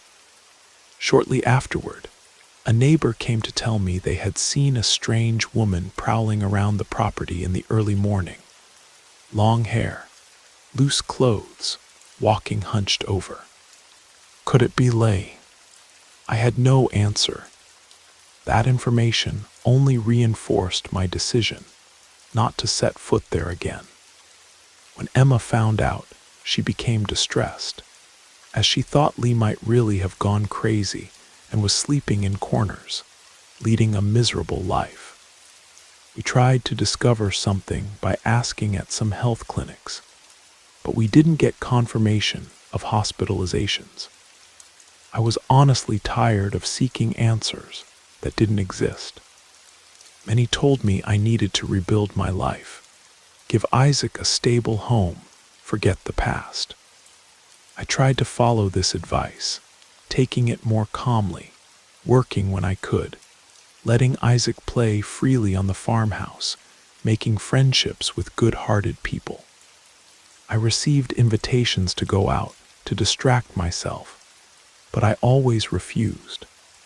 I felt insecure, ashamed of the mess that my marriage had been and what resulted from it. I got used to living like this, somewhat closed off to the world. Things seemed relatively stable. I didn't see Daniel or Lee, nor did I receive strange letters. Isaac was about to turn 3, talkative, full of vitality. It was then that Emma told me it would be good for us to go back to the house, to get some furniture, and bring it to the farmhouse, avoiding letting everything deteriorate. I agreed, but with a tight chest. Upon arriving, we opened the door and came face to face with what appeared to be an improvised camp in the living room. There were sheets thrown on the floor, spoiled food packaging, plastic bottles. We went to inspect the rooms. When I reached what was Daniel's room, I saw something that terrified me. A crumpled note on the bed that read, "The earth united us. You will return." I minimally recognized the style of his writing, or something similar.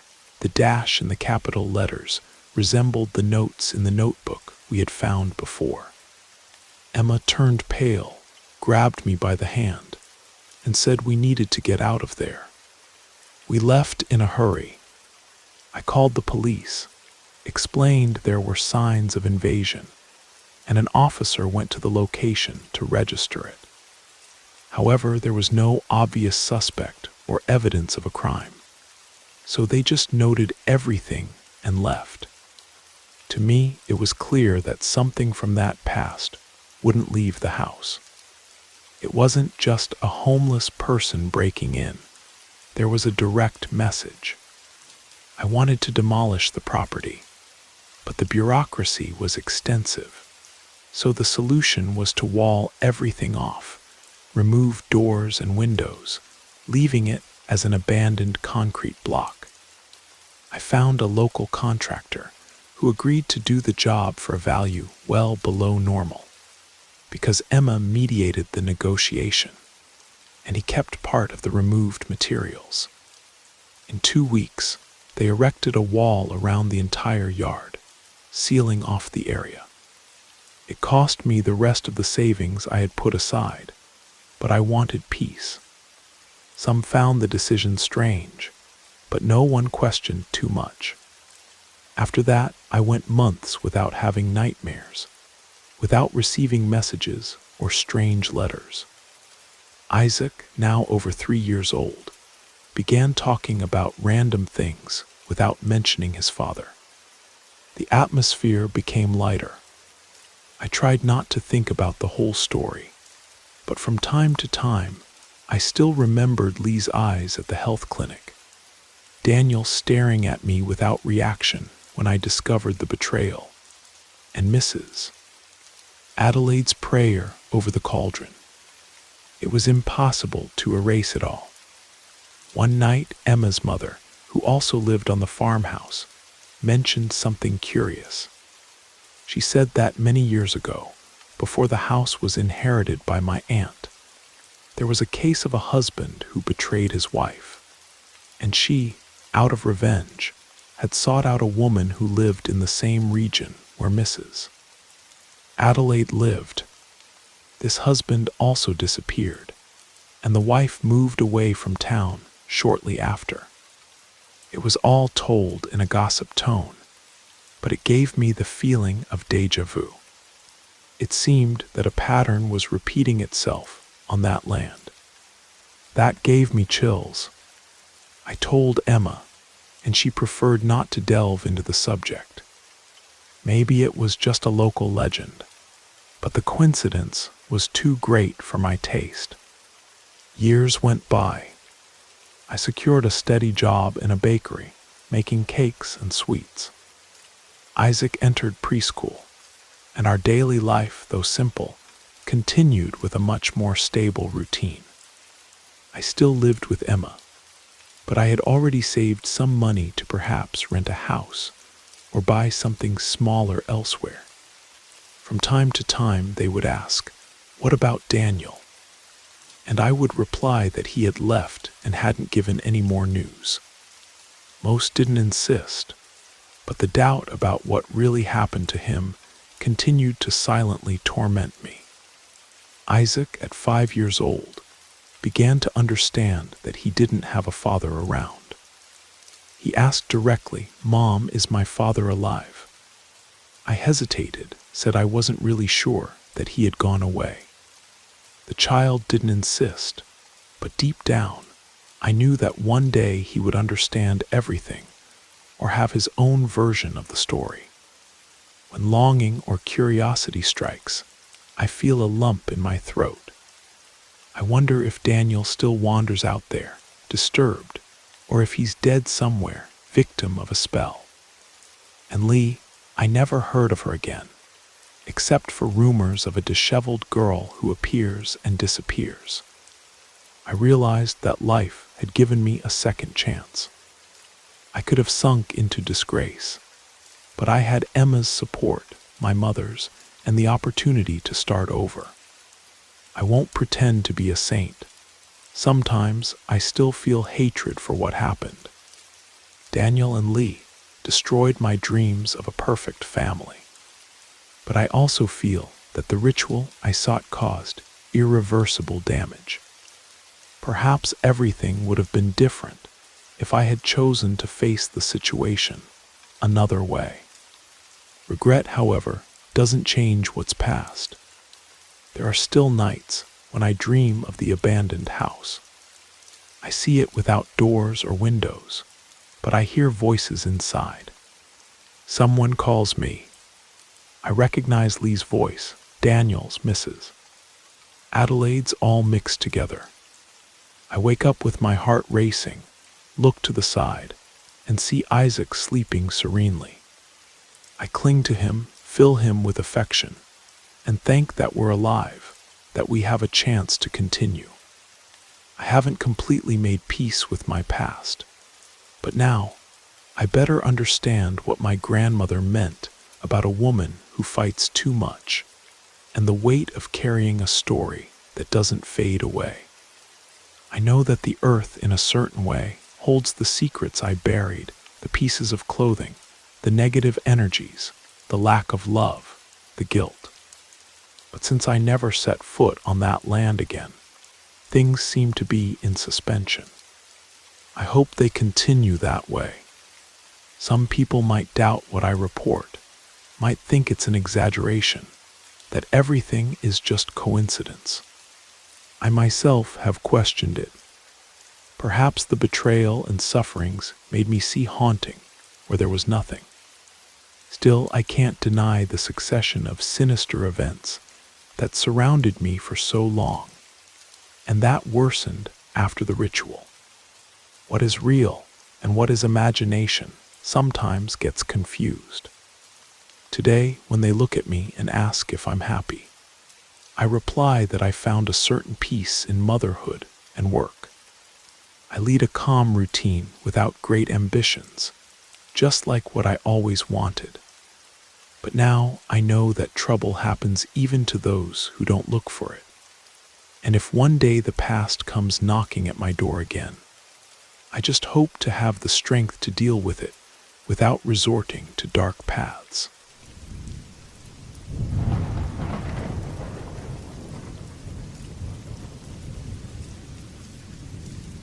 My name is Fernanda, and I was born in San Antonio, Texas. I want to share a special story about the gifts that pass from one generation to another. My mother always said that with time, I would end up attracting things I couldn't see, but I never took it seriously. Among the grandchildren in the family, I was the only one who had the fortune to meet our great-grandmother. She was an impressive woman, full of energy. She knew how to cure ailments like susto, fight sickness, and performed healing rituals using pepper, eggs, and basil leaves. She was undoubtedly the great guardian of our house against spiritual forces. Unfortunately, she passed away in 2016, a victim of a botched operation at a local hospital. She was quite elderly by then, 95 years old. About a month after her departure, I began to face some health problems, nothing serious from a medical standpoint. But spiritually, I was told there was something strange. They said I carried a spirit around me, something that suffocated me and caused chest pains. I still didn't understand what was happening. I wasn't born with the gift of seeing what others can't see, but it seems it was awakening in me gradually. I began to notice fleeting figures that clearly didn't belong to the physical world. Our old house, made of brick and mud, is right in the center of the city and has a cistern in the backyard. My family decided to build a larger, more modern home, but I still felt a strong connection to that old structure. In early 2017, my gift became more evident. I not only saw those presences, but they started to speak to me, seeking my attention. Although it was something I was already familiar with, I confess I was always very afraid. It was on a day in May of that year that something unforgettable happened. I was lying in the bedroom I shared with my mother, whose door opened to the large patio of the house. I clearly heard her voice calling me, asking for help. Without hesitation, I ran to her and asked what was happening, but I got no response. I thought perhaps she needed help collecting clothes from the clothesline, as the washing machine had just turned off. I grabbed some pieces of clothing and went to the darkest corner of the patio where the clotheslines were. While hanging the clothes, I heard a sound like a branch being broken by someone. My dog Pato, who was by my side, became alert and looked fixedly in the same direction I was looking.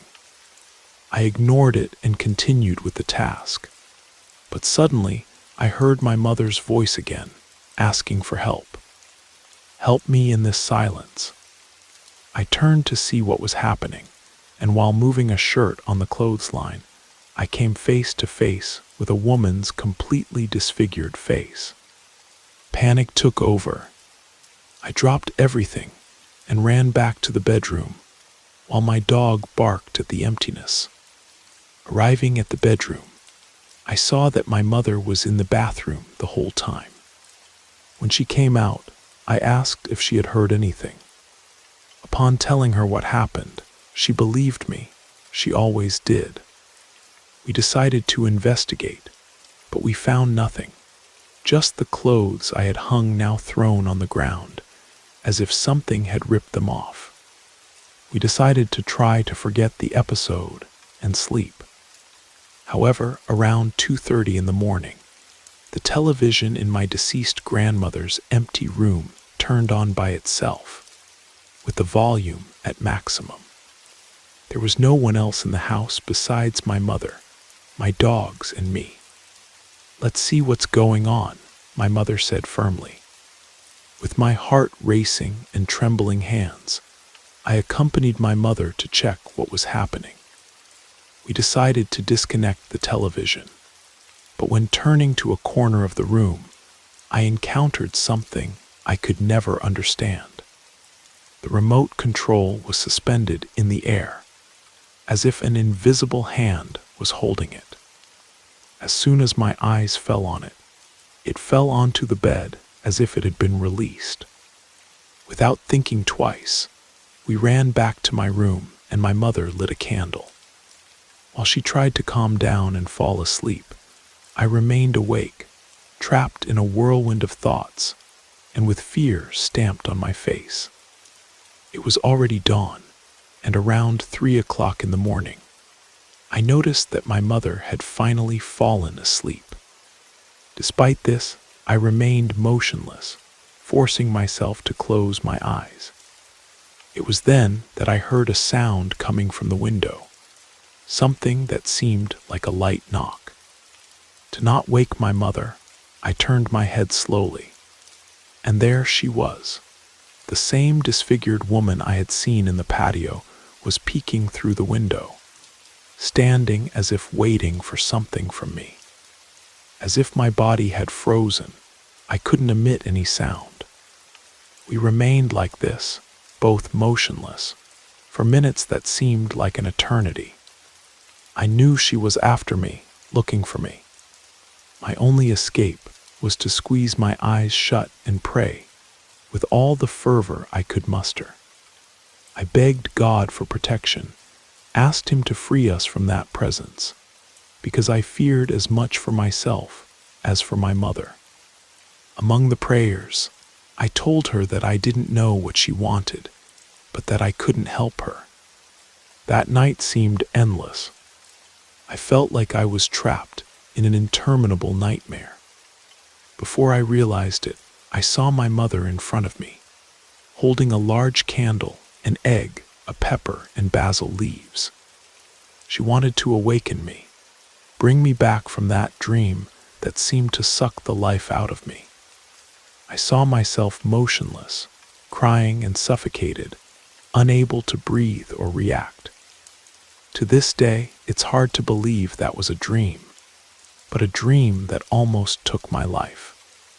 My mother told me that I stopped breathing for a few minutes. Since then, I've never experienced anything so frightening. However, many people who have visited our house and heard my story have said that that woman didn't want help. She wanted me. After my great-grandmother's death, I realized that something had broken. Our house became vulnerable, open for spirits to enter, and as someone with the gift of attracting them, I seemed to be a target. Today, at 22, I still see many inexplicable things. Almost 5 years have passed since that experience, and with all my heart, I hope never to experience something similar again. That night I felt I was dying, not just physically, but inside. I no longer live in that house. I now live in Dallas, but even from afar, the souls that wander this world continue to find me. The difference is that I've learned to ignore them. I want to thank you for taking the time to listen to my story. I hope it serves as a warning. Prepare yourselves, learn about these energies, because the gifts we inherit can reach us without warning, as happened to me. The years following that incident were a journey of learning for me. My mother, who had always been attuned to the spiritual world, took it upon herself to teach me how to manage my emerging abilities. She explained that what happened that night was a form of initiation. A powerful spirit had attempted to possess me, seeing me as a vulnerable vessel after my great-grandmother's passing. The gifts we inherit are like double-edged swords, she told me. They allow us to see beyond the veil, but also make us visible to what lies beyond it. We consulted with a respected curandera from the outskirts of San Antonio, an elderly woman who had known my great-grandmother. She performed Olympia, a spiritual cleansing ritual using sage, copal incense, and prayers that mixed Catholic traditions with much older practices. During the ceremony, She fell into a trance-like state and spoke directly to me in a voice unlike her own. "Your grandmother's gift didn't pass to your mother fully," she said. "It waited, gathering strength, until you were born. The spirits know this. They've been watching you since childhood, waiting for the guardian to leave so they could approach." The curandera taught me protective practices, salt lines at thresholds, special prayers before bed, and most importantly, how to strengthen my inner boundaries. "Your fear draws them in," she explained. "Your fascination invites them closer. Learn indifference, and they will lose interest." Learning indifference was the hardest part. How do you ignore a figure standing at the foot of your bed, or whispers that come from empty corners? But gradually, I developed what my mother called the distant gaze, a way of acknowledging the presence without engaging with it. There were still incidents. During my first year at college in Dallas, my roommate complained about strange knocking sounds that kept her awake at night. Items would go missing, only to reappear in unexpected places. One morning, she woke to find all her makeup arranged in a perfect circle on the bathroom floor. After she moved out, I performed the cleansing ritual the curandera had taught me. The disturbances stopped for a while, but I knew they would never completely disappear.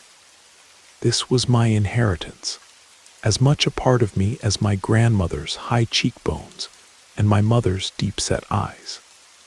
Now I work as a counselor at a women's shelter, where my gift serves a different purpose.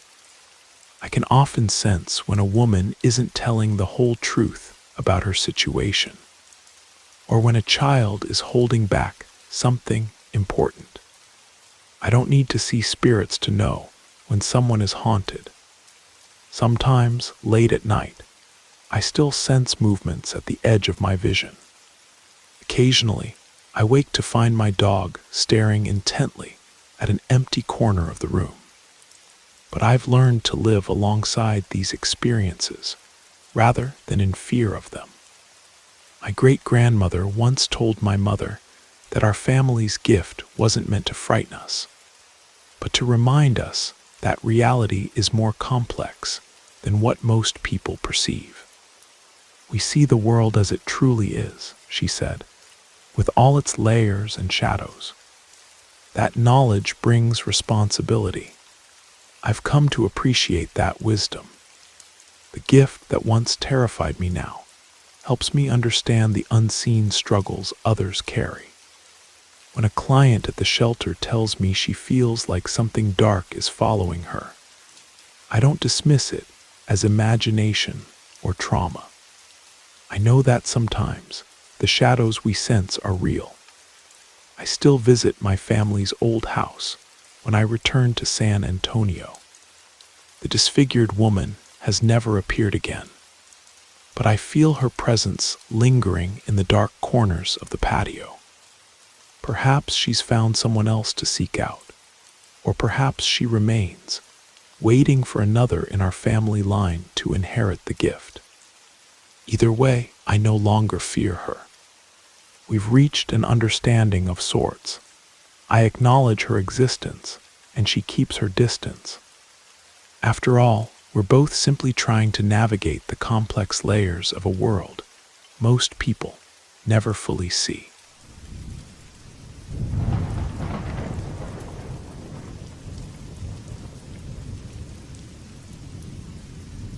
I used to work at a place called Olson's General Store here in Whitefish, Montana. It was one of those traditional stores, a mix of warehouse and convenience store that sold a little bit of everything, from buckets and barrels to books and pocket watches, not to mention the usual groceries and alcoholic beverages. For a young person like me, it was a good job with generally cordial and well-intentioned customers. Of course, every now and then some persistent drunk would show up who would get irritated when I wouldn't sell liquor on a Sunday. But no one had ever threatened me with a weapon. However, that doesn't mean I haven't experienced situations that made me feel the presence of something greater. One of them happened on a Saturday night when I was working late, organizing the shelves and giving the store a general cleaning. Suddenly, the door opened, and a man walked in wearing an impeccable black suit. It was one of those that looked tailored, so well fitted that they conveyed an air of sophistication, and to me, clearly indicated that he wasn't from the area. But the suit was the only thing that seemed normal about that guy. He had an extreme paleness, almost cadaverous, as if life had abandoned his face a long time ago. His features were incredibly striking, and his silver hair was impeccably slicked back. As soon as the doorbell rang, I went to the counter to attend to him, and when I faced him, he approached with a smile that seemed more predatory than that of a customer.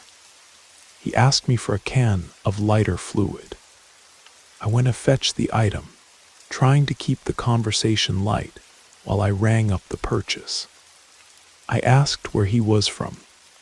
"From Washington, D.C., he replied naturally. "Just passing through," I returned a polite smile. "Politics, I imagine." He gave a vague response, something along those lines. Then he took out a wad of cash like I had never seen before, full of $100 bills, and left one on the counter. While I was returning the change, I commented half-jokingly that it had been lucky the store was busy that night, because otherwise he would have taken all my change. I thought he would laugh or at least smile, but he remained impassive. Calmly, he pulled a Zippo lighter out of his suit pocket. It was the most gleaming lighter I had ever seen, seemingly silver-plated, and began to fill it right there in front of me. I had seen many of these lighters, but never one that looked so expensive.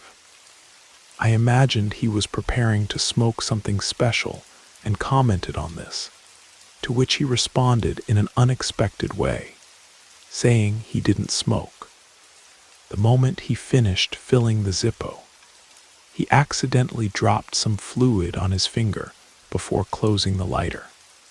He brought the finger to his mouth and sucked the flammable liquid as if it were artisanal wine. I was paralyzed, unable to believe what I had just witnessed. I took a step back instinctively, and he noticed. In response, he gave me another one of those sinister smiles, as if he took pleasure in making me uncomfortable. I was about to ask what the hell that was when the doorbell rang again. I looked at the door and saw a girl enter who didn't seem to be more than 14 years old, about the age of my younger sister. However, the way she was dressed was much more childish, as if she were much younger. She wore a denim skirt decorated with white flower embroidery, something that seemed more appropriate for a small child. As soon as she entered, she called the man in the suit Papa, which led me to conclude she was his daughter, and asked to use the bathroom. The man then turned to me and politely asked if there was a bathroom available for her. I took the bathroom key that we had inside the store and handed it to him, but instead of passing it directly to the girl, he took something from his pocket, a small leather pouch similar to a wallet, and gave it to her along with the lighter and the key. Without saying anything more, the girl went to the bathroom and closed the door behind her, locking it. A profound uneasiness began to grow within me. There was something strange about the entire situation. The small leather pouch he had given her made me uneasy. I had an idea of what might be in there, but it was just a hunch. and I didn't have the courage to confront him about it. Besides, the two didn't look alike at all. The girl had a delicate, round face with very curly hair, while the man had sharp, marked features, so defined they seemed carved with a knife. And that papa she used when referring to him seemed so out of place for a girl of that age. It would be more natural to call him dad or something similar, but not papa in such a childish way. Trying to ignore the discomfort, I made conversation to divert the focus. I asked where he and the girl were heading. "You're very curious, aren't you?" he responded, his voice losing the polite tone it had before. Instead, he began to stare at me intensely. His eyes were such a dark brown, they almost seemed black. Those eyes caused a shiver to run through me. They had something cold, empty, as if they didn't carry any human emotion. "Just trying to be polite," I responded, shifting uncomfortably behind the counter. "You know what they say about curiosity, don't you?" He retorted in a low, almost whispered voice, without any trace of warmth or feeling. Curiosity killed the cat.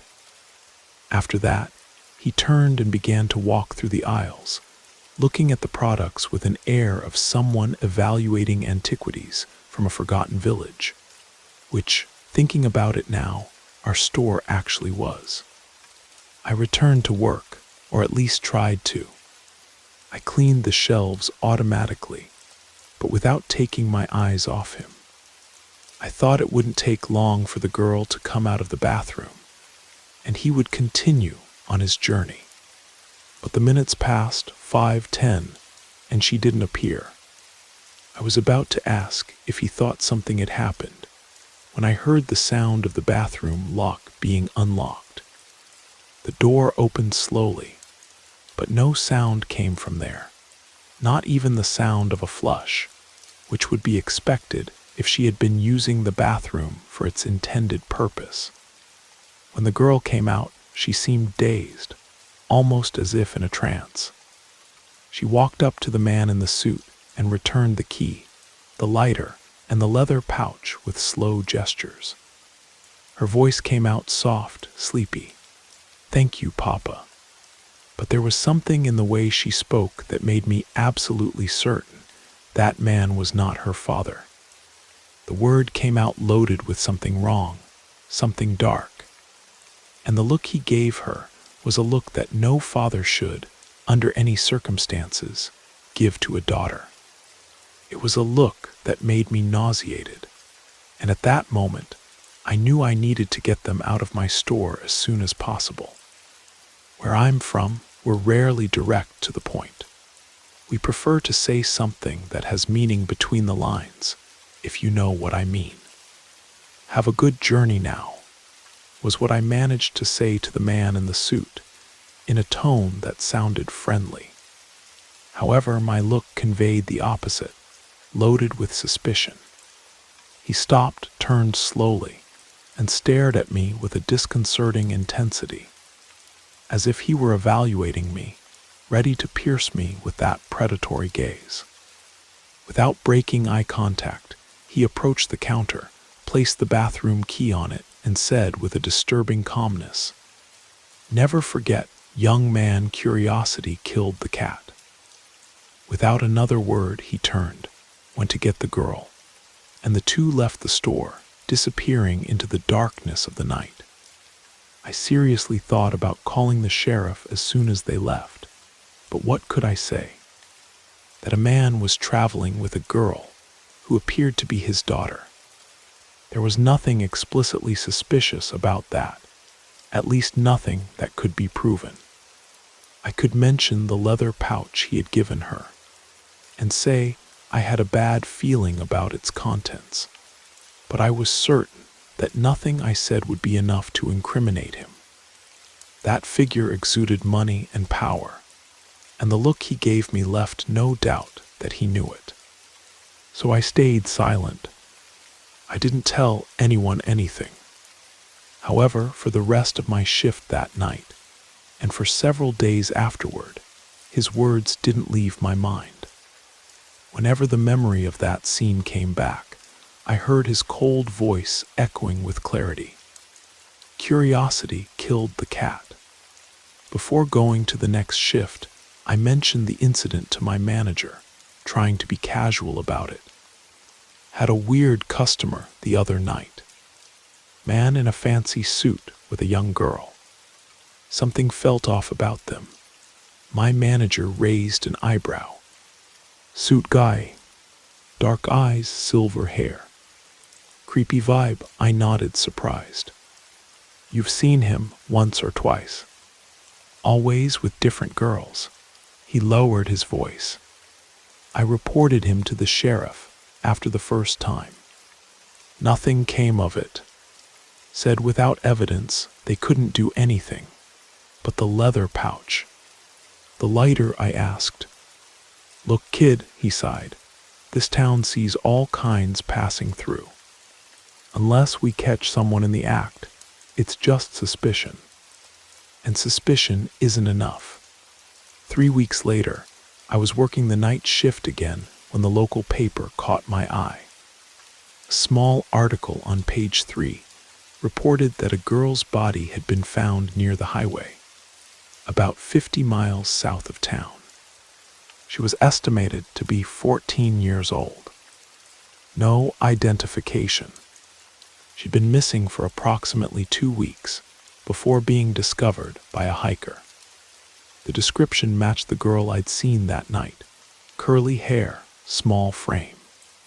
The article mentioned she'd been found wearing a denim skirt with white flower embroidery. I called the sheriff's office immediately. When I explained what I'd seen that night, the deputy who took my statement seemed skeptical at first. But when I mentioned the embroidered skirt, a detail that hadn't been published, his tone changed. We'll need you to come in and make a formal statement, he said, suddenly all business. Can you identify this man if you see him again? Absolutely, I replied. I'll never forget his face. They created a composite sketch based on my description, which was circulated to law enforcement agencies across several states. 6 days later, I received a call from the sheriff himself. We might have something, he said. There's been a series of similar cases, young girls gone missing, then found days or weeks later. Always near highways, always with certain similarities in condition. He cleared his throat uncomfortably. The FBI is involved now. They want to talk to you. 2 agents came to interview me the next day. I told them everything I could remember. The man's appearance, his mannerisms, the leather pouch, the way he drank the lighter fluid, the girl's trance-like state when she emerged from the bathroom. The female agent exchanged a glance with her partner when I mentioned this last detail. We believe this man may be connected to at least 7 cases across 5 states, she explained afterward. The girls are all given drugs, usually in bathrooms of rest stops or stores like yours. They're kept compliant for several days before. She didn't need to finish. I understood. They set up surveillance at our store for 3 weeks, hoping he might return to his hunting ground. He never did. But my description led to his identification through security footage from other locations. A truck stop in Idaho, a gas station in Oregon, a diner in Washington. The man's name was Edmund Farley, a former pharmaceutical executive who had made millions before taking early retirement. He had homes in D.C., Florida, and overseas. No criminal record. Respected member of his community. Widowed with no children of his own. It took 8 months before they finally caught him. He was attempting to lure a young girl at a mall in Spokane. When they searched his car, they found the leather pouch containing various sedatives, zip ties, the silver Zippo lighter, and detailed maps marking remote locations across the Northwest. The FBI agent called to tell me the news. "We wouldn't have identified him without your statement," she said. "The detail about the lighter fluid was key. It's part of his ritual. He'd make the girls watch him drink it before." She paused. "Well, we found videos. I didn't ask for details. I didn't want to know. When Farley's case went to trial, I was called to testify. As I took the stand and faced him across the courtroom, he stared at me with those same empty eyes. There was no anger, no fear, just that same cold, calculating gaze I remembered. As the prosecutor questioned me about that night, I could see Farley's lips curve into that familiar, predatory smile. When I finished my testimony and was about to step down, he whispered something just loud enough for me to hear: curiosity. The trial lasted 3 weeks. They found evidence connecting him to 11 murders spanning nearly a decade. He was sentenced to consecutive life terms without the possibility of parole. I still work at Olson's General Store, though not the night shift anymore. I can't shake the feeling that if I had acted sooner, if I had trusted my instincts, and called the sheriff that very night, that girl with the curly hair and the embroidered skirt might still be alive. Sometimes when I'm closing up, I think I see a tall figure in a black suit standing in the shadowy corner of the parking lot. But when I look again, there's nothing there. Just darkness. I've learned to trust that feeling in my gut when something seems wrong. I've also learned that some kinds of curiosity, the kind that makes you speak up when something feels off, can save lives. The cat might have died, but silence kills too.